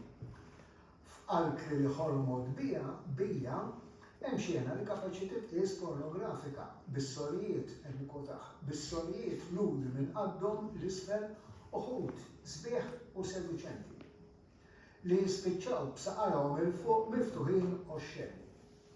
Imbagħad xogħol ieħor il-poeta u t-torka naraw li t-torka eżotika u nisimgħu li seħibna l-poeta wara l-attak ta' pulizija li beda jewden, qed nikwotaħ, b'infermieri senswali u solijiet ta' klawsura jekxfulu sidurhom imċappas bid-dem ta' Kristu u jweduh is-salvazzjoni jekk jixrob minn sidrhom imqaddes. U f'xogħol ieħor f'posta lil Ġanet jagħtina nisa nudi, qed nikwotaħ, nisa nudi jagħtu gost lil xulxin u jitbismu. Sa din l-antoloġija konnessjoni ta' Zuppardi ma' stess kienet ilha li ndrat fil-letteratura Maltija imma hawnhekk insibuha qawwija ħafna. L-ironija hija filter li jissepara tifsir differenti għal reċipjenti xierqa, jiġifieri għal arrejja kompetenzi jew attitudni differenti. Il-arrej spettatur tal-awtoritratt teatrali f'Epistoli mid-Deżert jirreaġixxi għal poeżiji u għal poeseis skont ix-xejra intellettwali tiegħu, għax fil-letteratura bħal fil-moralità u fil-politika l-udjenza taf tkun konservattiva jew progressiva fil-valuri estetiċi.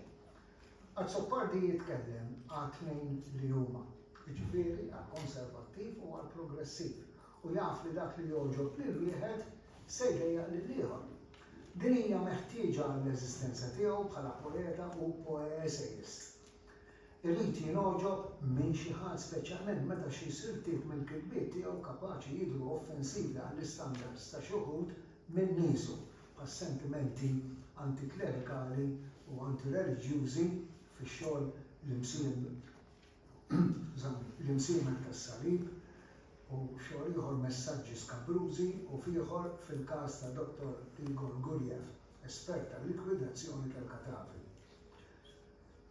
Il-lingwa tiegħu tagħmilha ta' medjatur bejn il-forum intern ta' ġofieħ u l-arena esterna ta' madwaru. Il-lingwa speċjalment dik li turi l-identitajiet differenti tiegħu timmudellizza r-relazzjoni tal-kittib solitarju man-nifs tal-ħsieb li jiskenja dinjietu ħajesponi l-awġ u t-tawwiġ tagħha f'deżert mimli u vojt fl-istess ħin. Mimli bl-awġ u vojt mir-rispett li jċaħdu minn kull ottimizmu u jeżaltaru s-sentiment tal-preżenza nieqsa li ġalu iħoss ruħu waħdu fid-dinja fejn kollox jidher qisu forma li vvintaw. Fid-deżert tal-meditazzjoni jaħseb li jusa xi mikrokosmu donna d-dinja iċċeknet u xrinkjata l-ideat li jimmanipula. Donnu usa l-esterjorità bla saħħa ta' tħarrik f'diversità miġnuna li tikkaratterizzah ħlejqa solitarja maqsura fil-kunċett tal-jien, l-assentizmu tal-jien, dik quotazzjoni minnu. Ma feġ bejn id-deżert u d-dinja jingħalaq fil-verità tiegħu stess biex jipperreġ bil-persważjoni tar-retorika tiegħu. Nemmen li meta nħaffer fil-lingwa interna tiegħu biex nesploraw, ninżel fil-binja tal-qiegħ insib xi veritajiet moħbija li l-infietaħ tagħhom u tgħallem jimmanipula bl-alfabet. Il-kritika tiegħu tipprova tippenetra il-wiċċ biex issib tifsir fundamentali li l-pajjiż ma jistax jaffordja iwarrab. Ukoll jekk ma jaqbilx miegħu jew jikkundannah l-intensità tas-sentiment li għaliha Zuppardi huwa msemmi mhijiex sempliċement prodott ta' ħila eċċezzjonali fl-espressjoni, imma titferra fil-viżjoni tiegħu tas-soċjetà Maltija tal-umanità kontemporanja li għalih jidhru korrotti u morda, infettati bl-inġustizzji li jbidlu lil-ħieles fil-sir. Il-kwalità tal-verità li jonxor fuq il-bejt letterarju tiswa mitqiela deb għal dawk li fil-futur l-imbieħ ifittxu f'xogħlu xi tidwilja fuq il-misteri li ma jinbidlux tal-umanità. Il-kitba tiegħu hija mimlija b'eżempji mill-ħajja u l-awtorità jidħol fid-dialogiżmu ma' dawn l-eżempji u mal-qarrej u jħarku. L-awtoritratt li hu trasformazzjoni tal-ideat f'narrattiva għalhekk jassumi status ta' suġġett umani, ġifieri is-suġġett li jaħseb, is-suġġett li hu konxju. Isir is-suġġett umani li b'xi mod inisser ġrajiet personali, soċjali jew storiċi u fl-istess ħin juri li hu possessur ta' erf validu li kapaċi jattivah fil-kitba. Għax l-awtoritrattist mhux xejn għajl il-kitba tiegħu, permezz tal-kitba jibqa' ħaj. Ekku għad Zoppardi f'hekk istorja mid-deżert.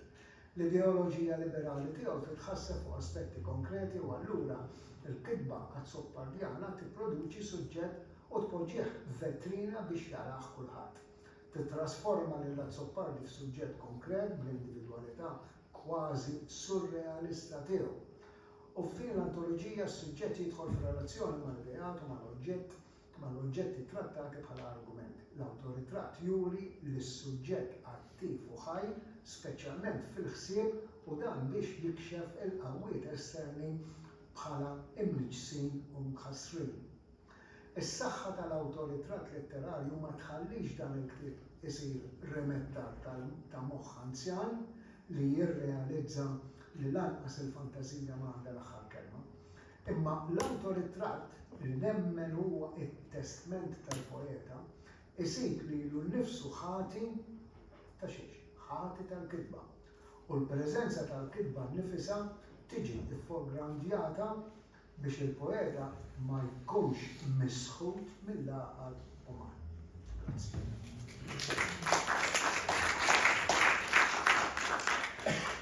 Grazie ħafna Charles. Għanaddu għal interventi għal ta' mistoqsijiet minn ħata l-udjenza.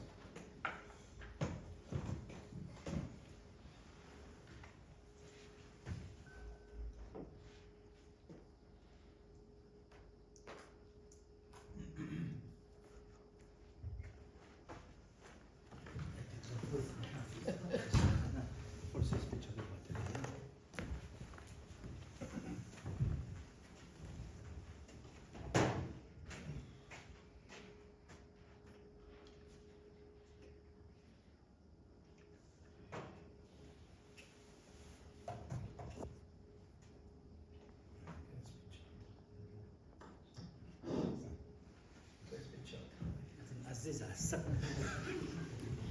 Mela, għalli nħallu fidejn. Daniel, waslikom il-mikrofonu. Min jixtieq jitkellem? Jistaqsi? Kjoġobkom. Ħanibda jivra fil-każ.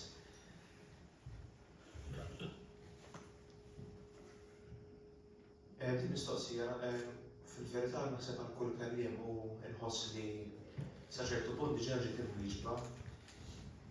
Tħossu li f'Mario Zoppardi il-fatt li kienet iħoss ħajdu hekk il-mewt risqa forsi bidel xi ftit il-perspettiva tiegħu fuq il-ħajja u l-mod kif esprimija fil-poeżija wkoll varja, meta ngħidu varja forsi varja fis-sens li il-ħsieb tiegħu, il-fokus tiegħu, il-perspettiva tiegħu iktar minn waħda soċjali forsi bida jalaqa għal waħda personali. Kien ukoll forsi poeta li beda jikkonforma jew xorta waħda sa tmiem ħajtu baqa' dak il-poeta ribelli li beda fis-snin 60.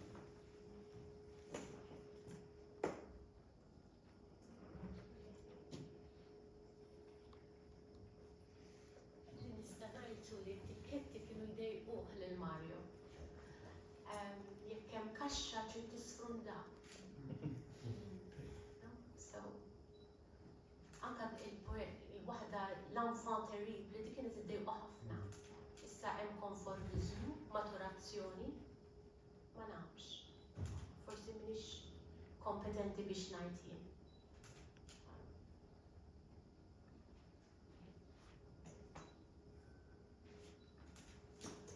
Jiena li nista' ngħid kompli daqxejn nikkummenta minn ma nirrebellet li fuq il-kelma endgame, għax hu għalih dik il-kelma kienet importanti.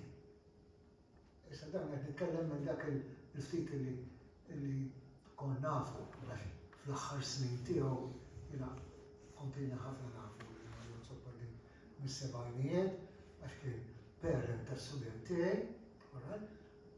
ikklexxajna kemm il-darba, fit-tmeninijiet iġġilidna letterarjament, imma wara mbagħad sirna ħbieb kbar jiena u kien jiġi jarani fil-kamra tiegħi l-Università u sirna ħbieb insomma anke kemm jgħid ċerti affarijiet personali. Imma fl-aħħar snin dik il-kelma endgame għalih kważi kienet xi ħaġa sagra. Fem, għax beda jara li jikon għamilu kuraġġ għax konna jgħidu ma inti għad għandek ħafna potenzjal x'toffri u kien jgħidli le. Infatti iktar naħseb Pat tista' tgħid iktar minni fuq din ħaġa, iktar intefa' fuq it-tpinġija milli fuq il-kidba fl-aħħar. Imma fl-istess żmien li qed ngħid jiena dak is-sentejn li ta' qabel ma miet, jien kelli esperjenza ta' kollox 5 awturi. Illi bdew jitkellmu 5 awturi stabiliti. Illi bdew jitkellmu fuq il-fatt illi rridu jieqfu mill-kitba. Femt? U jien jisni lil Mario daħħaltu ma' dik it-tendenza. Once li ikunu kibru,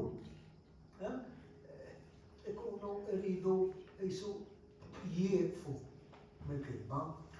U ħan kwota l-aħħar wieħed li kien il-bieraħ illi għalli fuq l-istess esperjenza, right? San semmiħa ta' Fosbuc, Charles Asa. U dana għalli illi se joħroġ ktif. Issa, u għalli da l-aħħar wieħed. U dakas għalli jina għetlu ġvirinti sa tiqaf għaxet tħoss. Jina kifat għaxet tħoss li ma għandek xejn iktar xtoffri wara ħajja ta' kitba letterarja sirja mifruxa fuq ħajja twila. Dak dik l-idea kon diġa tajta l-Mario Zoppali u l-tlieta l-oħra. U għalli jekk uġibli biraħ flaxija. Brini. Għax u sejħila nuqqas ta' enerġija li jirbaħ fuq l-imħabba għal-kidba. Din hija telqa intellettwali. U f'Mario Zoppali dik li kont inħoss mhux li kien hemm differenza, fem imma qisu kien hemm rieda biex jieqaf. Però anke minn dak li smajt issa minn Pat jien xorta baqa' qisu kultant jikteb xi ħaġa. Sirna? Xi ħaġa li nista' nżid l-istess ħaġa naraw f'Oliver Frigieri fejn qisu fl-aħħar iċedi u iktar infex il-taħżiż. It-tlet awturi l-oħrajn, waħed minnhom huwa Oliver, Anton Grasso u Viktor Fenek. Dawn il-ħamsa, dawn 5 awturi esprimew din ix-xewqa illi jieqfu.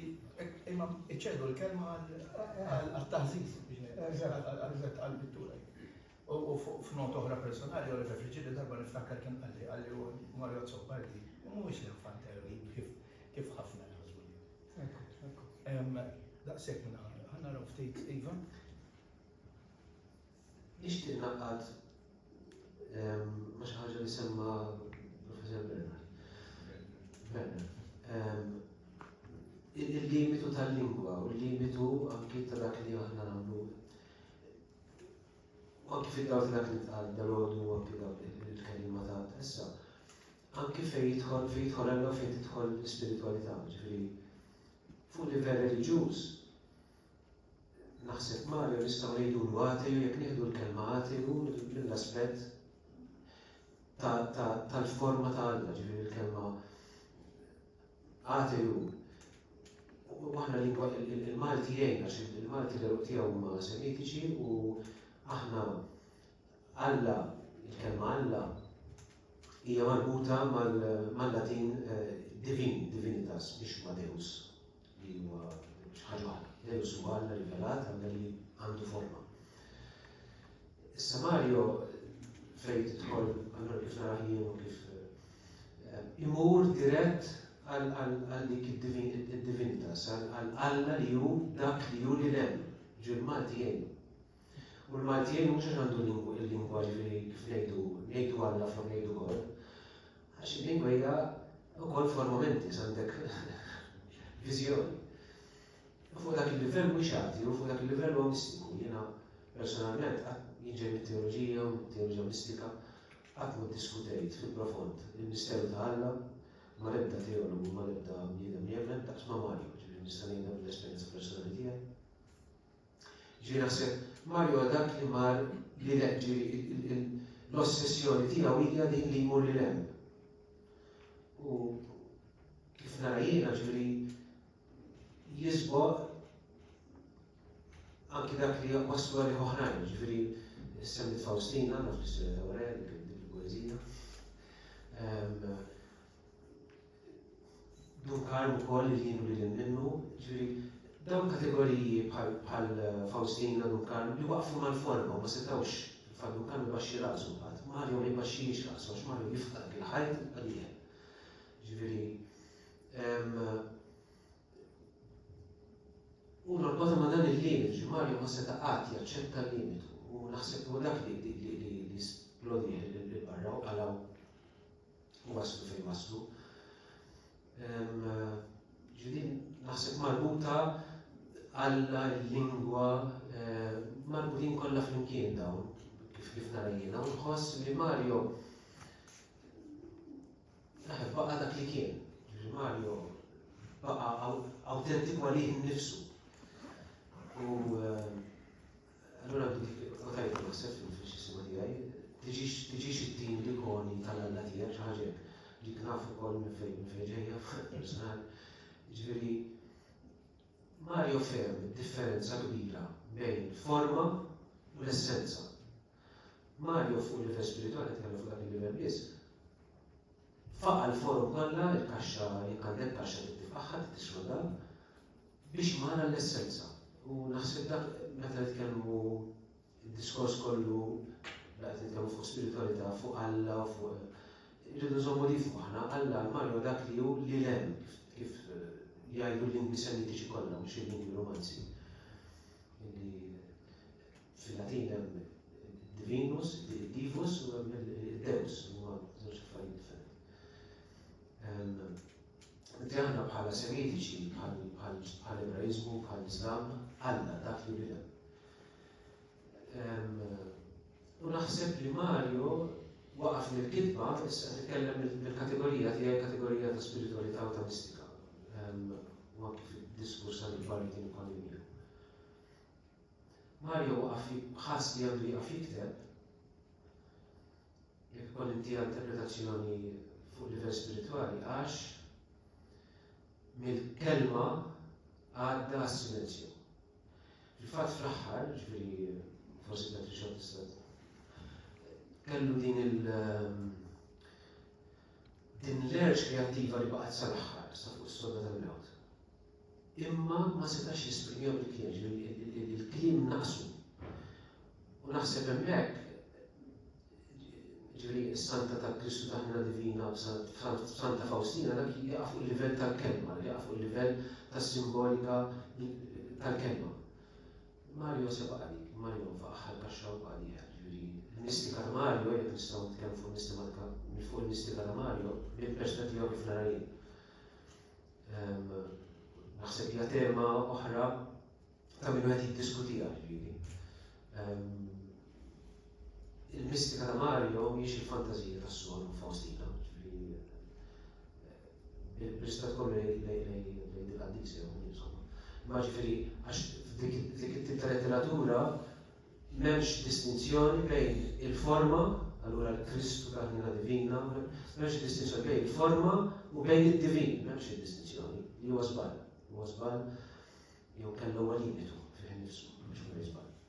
Mentri Mario dik faqaħħa bħalma jikkontesta l-istituzzjoni, bħalma kontesta r-reliġjoni organizzata, bħalma kontesta kollox fl-aħħar mill-aħħar, bħalma kontesta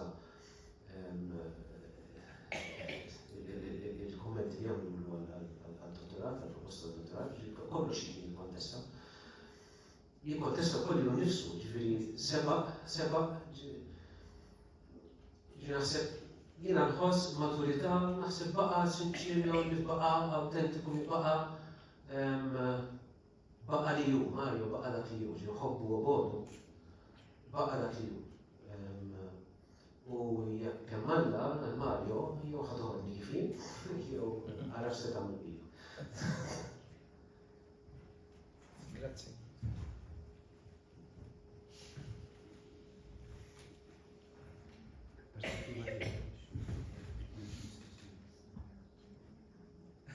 U biex inkompli ma' xallu huwa wkoll f'ċerta sens il-pożittiva wkoll il-pożizzjoni l-attitudni eżistenzjalista tax-xejn. Interessanti li semmejt il-Malti.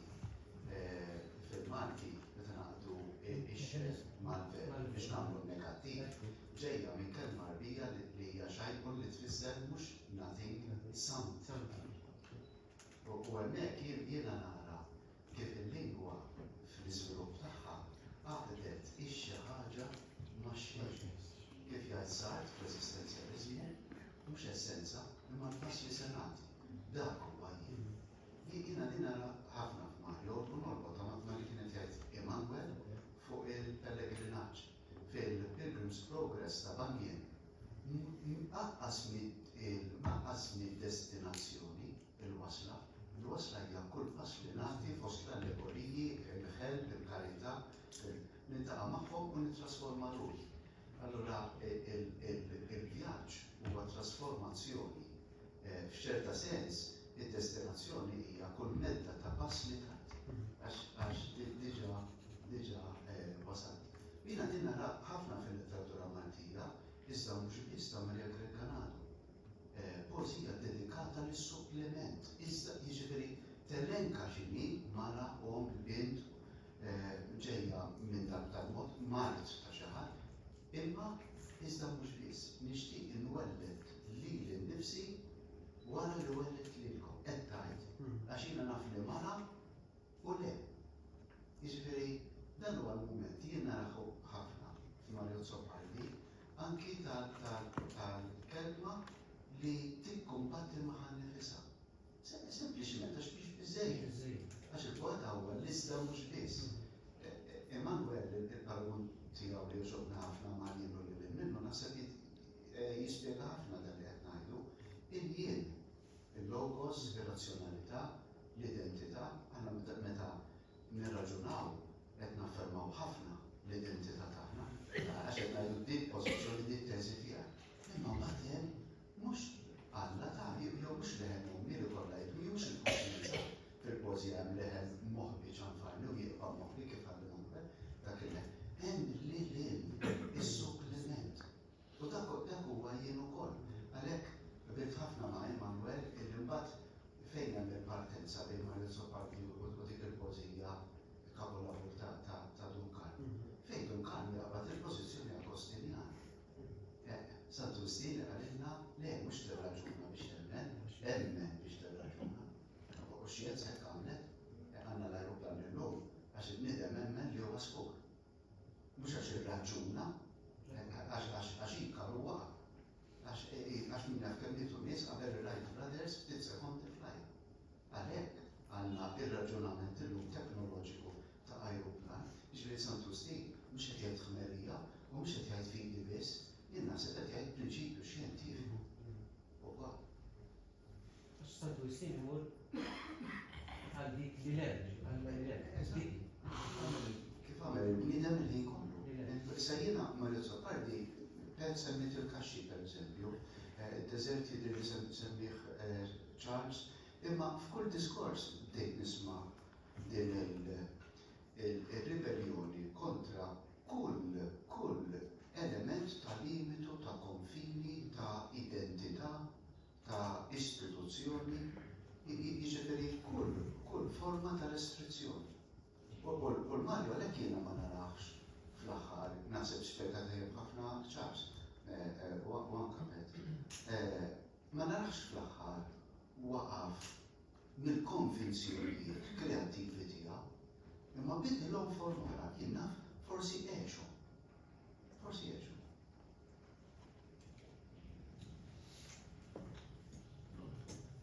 Bernard, Alex, kemm semmejt il-limitu. Kemm naqsam di magħkom ilu ħafna meta Mario Zoppardi kien fil-qawwa tiegħu. Insertajtu fuq ir-radju waqt intervista minn ma lħaqtix minn bidu jiddispeċini ngħid. Imma niftakar dal-kelmiet ma' Mikael jitkellem li qed intervistaw. Alla aħna qed immutu bil-mod. Jiġifieri dak kien għandu fl-aqwa tiegħu ta' jiġifieri fl-aħħar ħajtu. Emmi.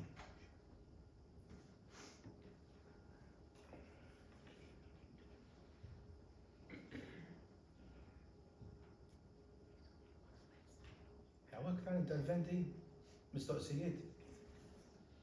Mela fil-każ ngħaddu għall-elu minn Glenn jekk jogħġbok.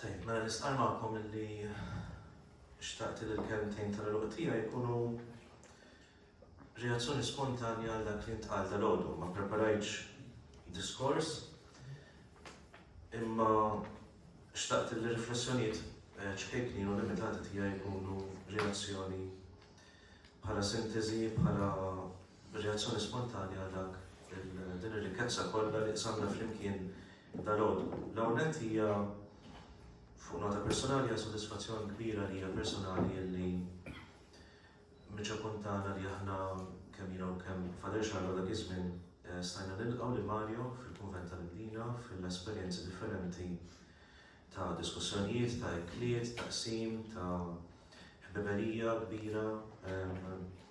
Il-ġenuinità ta' Mario jiena rajta fil-kontadni iltaqajt miegħu ftit drabi, xi darbtejn tlieta, u dedika kont klabtu li firmali l-epistoli mid-deżert u dedika tiegħu kienet lil Glenn il-ħabib il-ġdid.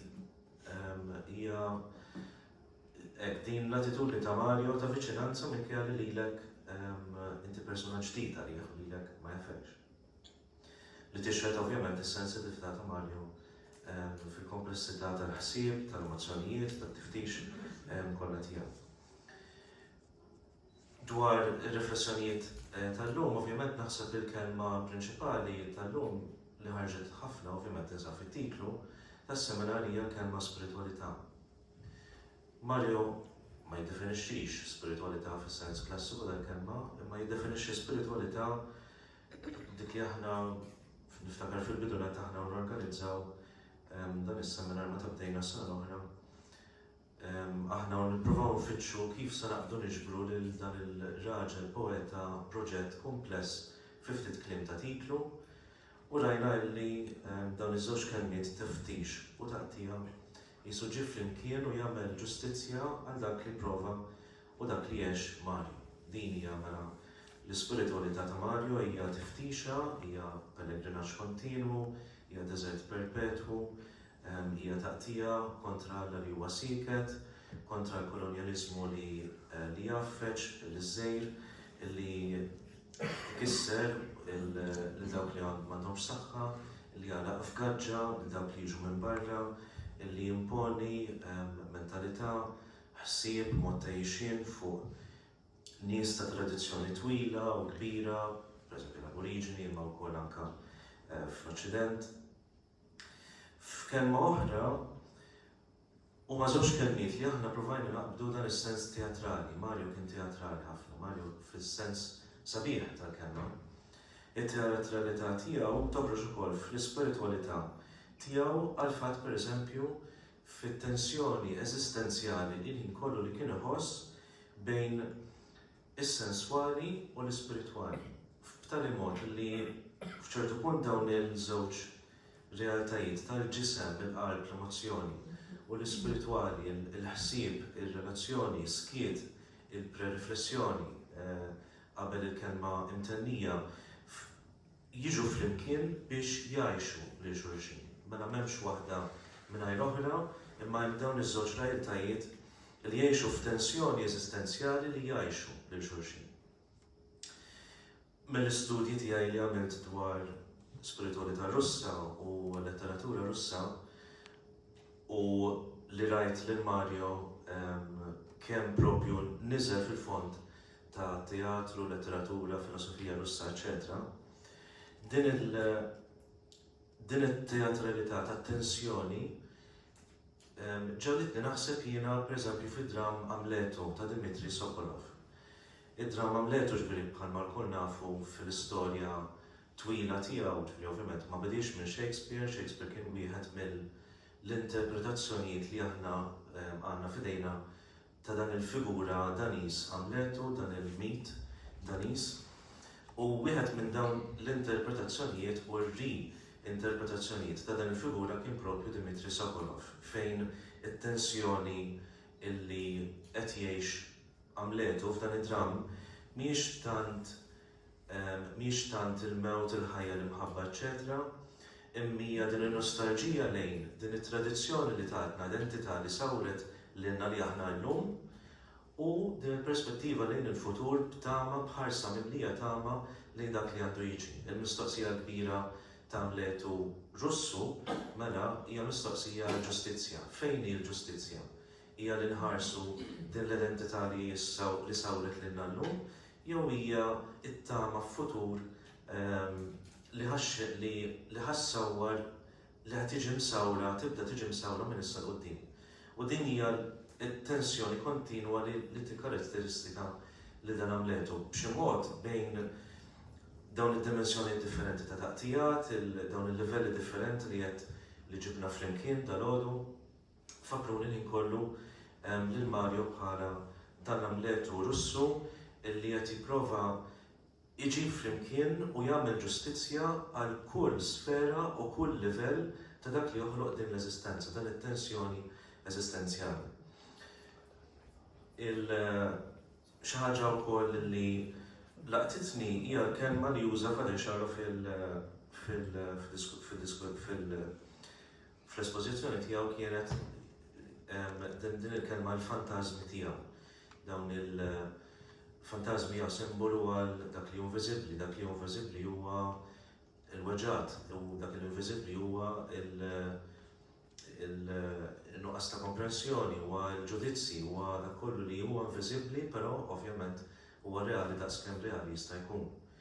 Il-tiftixa ta' Mario mela mhijiex tiftixa biss idealistika li tagħmel sabiħ dak li huwa diffiċli, imma tpoġġi kliem sovversiv, konkret li tagħmel ġustizzja għas-sovverżjoni u d-diffikultà tal-esperjenza li huwa jgħix. Mhijiex mal-esperjenza li qed jipprova jara s-sabiħ minn dan id-diffiċli li ħareġ, imma qed isejjaħ id-diffiċli diffiċli, qed isejjaħ l-ipokrizija ipokrizija, qed isejjaħ is-sovverżjoni kif inhi fil-verità tagħha. Ovvjament f'dan il-vjaġġ spiritwali, filosofiku, ideoloġiku ta' Mario biex jgħix il-verità. U appuntu l-ikbar tensjoni li tat ħajja għax-xogħol kollu l-identità ta' Mario hija din it-tensjoni kbira bejn l-illużjoni u l-verità. Il-verità illi bħal Kristu qudiem Pilatu waslitu fl-aħħar mill-aħħar kif rajna għas-skiet mhux tant tal-kelma.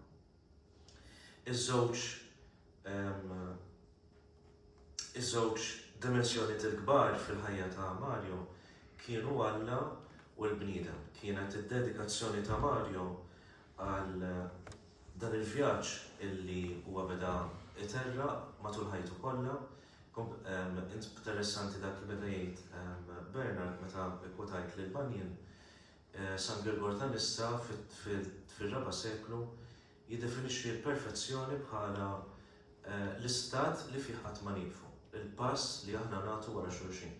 Hija din l-idea ta' perfezzjoni mhijiex mela l-punt tal-wasla bħal mija fil-mitoloġija, fil-filosofija Griega, imma fl-ispiritualità Nisranija il-perfezzjoni hija il-fatt li jiena nagħti pass dak li San Pawl jgħid fl-ittra lill-Filippin wasalna fejn wasalna ħanagħtu pass ieħor il quddiem.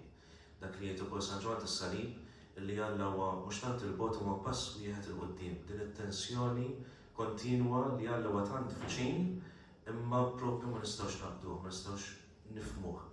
Li tagħmel l-aġitazzjoni, li tagħmel l-imħabba iktar taħraq, li tagħmel tiftix iktar urġenti, li tagħmel iskiet iktar penetranti, li jagħmel reazzjoni kontra Alla iktar reali. Għaliex Alla huwa dan siket, inaċċessibbli, illi ma jintervjenix meta huwa daqshekk viċin li kważi nistgħu nigranfaw miegħu. Din id-dalma illi dwar jitkellem Mario meta jgħid pereżempju jixtieq li jinħareġ mid-dalma, fl-aħħar mill-aħħar isib lilu nnifsu fiha, isib lilu nnifsu fid-dalma ta' skiet, fid-dalma ta' nuqqas fid-dubji dwar Alla. Id-dubju għal puntu li huwa element fundamentali għal fidi. M'hemmx fidi jekk m'hemmx dubju. M'hemmx fidi falla jekk għal puntu m'hemmx mistoqsija, m'hemmx tiftix, m'hemmx taqtija, m'hemmx id-dubju. Id-dubju mela huwa l-ingredient naħseb jiena li Mario dejjem uża favorih biex il-mistoqsijiet diffiċli jistaqsihom, il-tweġibiet diffiċli jagħtihom anke jekk kif ifisser li kien jikkawżalu problemi ta' ġlied, eċċetera, ma basta jibqa' lejali lejn il-verità tiegħu. Fid-diskussjonijiet hekk ħarġet ħafna, speċjalment issa, fakritni ħafna li fil-verità hemm linja fina ħafna bejn l-atiju u l-mistiku. Jasal punt li l-atiju u l-mistiku jiltaqgħu fl-istess punt. U din l-istess punt huwa mill-mistoqsija tagħhom it-tnejn Alla jeżisti, fejn il-kelma Alla allura tispakkja numru ta' prekonċezzjonijiet, preġudizzi, riflessjonijiet li l-bniedem jiret minn ta' madwaru minflok fil-verità tiegħu, u allura dak li distingwa allura x'isir mill-lati u l-mistiku meta jiltaqgħu f'dan l-istess punt, f'dan id-dubju tagħhom fl-esistenza ta' Alla huwa appuntu it-tweġiba tagħhom, huwa fejn se jieħdu l-pass li ħajjieħdu. Huwa pass illi jinnegaw din il-laqda, din is-sabiħ tat-taħlim, meta biex nikkwutaw ukoll il-Adrian din il-traduzzjoni Maltija hekk sabiħ it-taħlim u l-ħolqien, anzi l-inkarnazzjoni ta' din id-dinja spiritwali li nsabuha hawnhekk mixja fl-art magħna fil-lom natura li tina il-ħajja tagħha magħna, jew hija risposta tal-atiju li jieħu pass lura u jinega dan kollu. Il-mistiku mela ma jagħtix tweġiba, ma jagħtix affermazzjoni jekk Alla jeżistix jew le.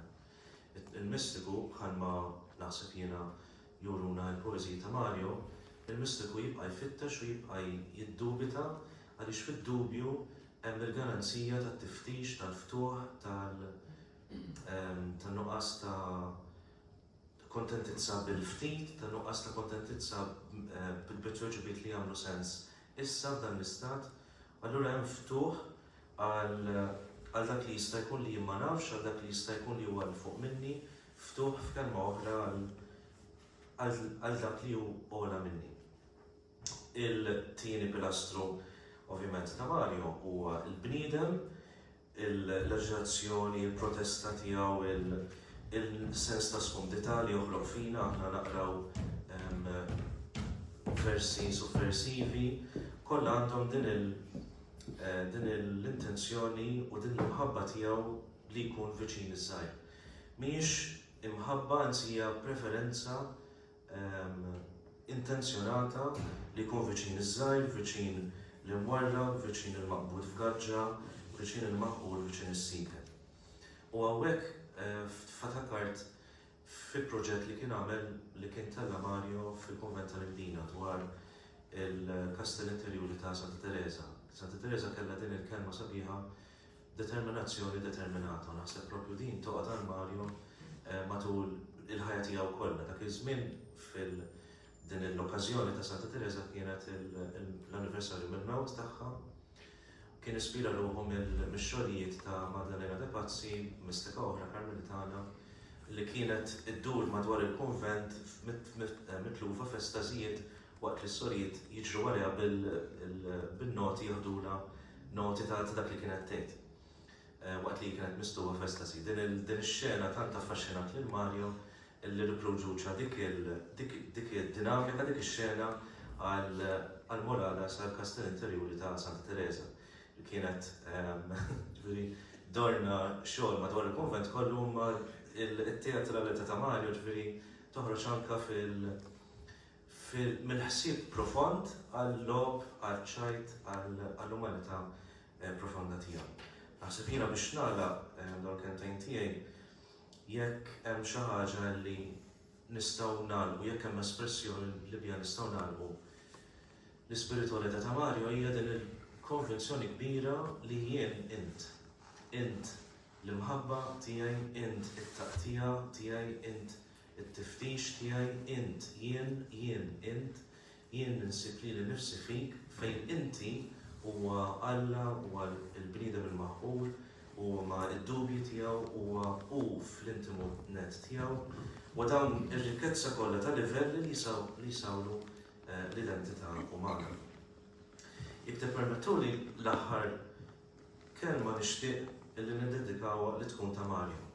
Naħseb jiena l-iktar personalment l-iktar poeżija li nara li ġib dawn id-dimensjonijiet kollha flimkien hija poeżija f'din il-ġabra l-epistoli Qatt tal-Fili. Nuża lilha biex nagħlqu dan is-seminar li l-okkażjoni biex qabel xejn nirringrazzjaw lill-Akkademja, lill-Dipartiment ukoll tal-Malti tal-kooperazzjoni tagħkom, tal-entużjażmu tagħkom ukoll biex norganizzaw konferenza oħra wara li dik li għamilna ta' Oliver Frigieri. Ħabat tajb ukoll li il-konferenza saret hawnhekk fl-Università wkoll bħala xempju wkoll ta' dedikazzjoni għall-istudju bis-serjetà ta' Mario Zoppardi. Partikolarment jekk tippermettu nixtieq nirringrazzja biss lil xi ħadd wieħed lil Joe Borg għaliex wara l-punti jaħdem ħafna u naħseb jagħmel ħafna xogħol importanti. Grazzi ħafna. Tajjeb, l-aħħar kelma lil Mario u nagħlqu hawnhekk.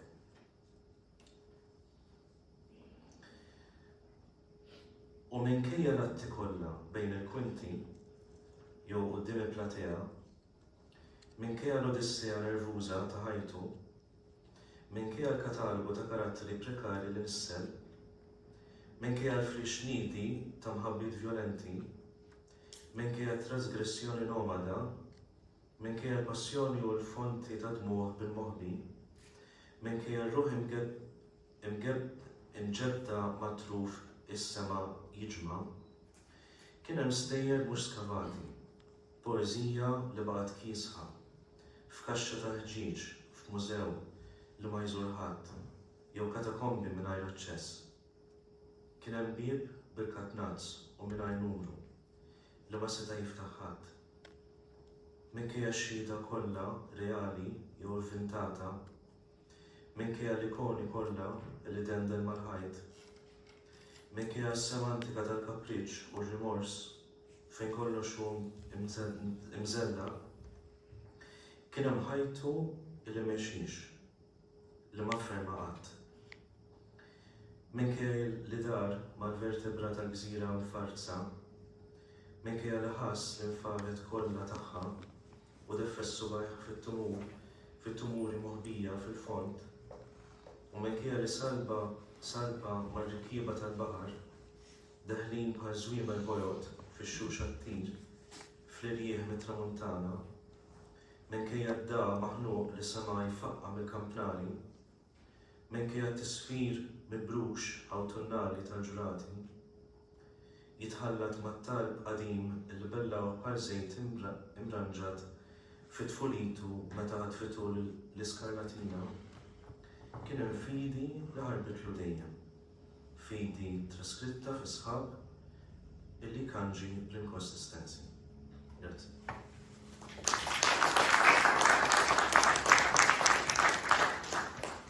Leonet, nirringrazzjakom tal-li kontu magħna, kontu semu wkoll l-interventi u l-mistoqsijiet tagħkom. Dan għamel is-seminar aktar ħaj ovvjament. Nittamaw m'għandhomx ma konna l-pubblikazzjoni f'idejna wkoll. Grazzi ħafna, komplementarju tajjeb.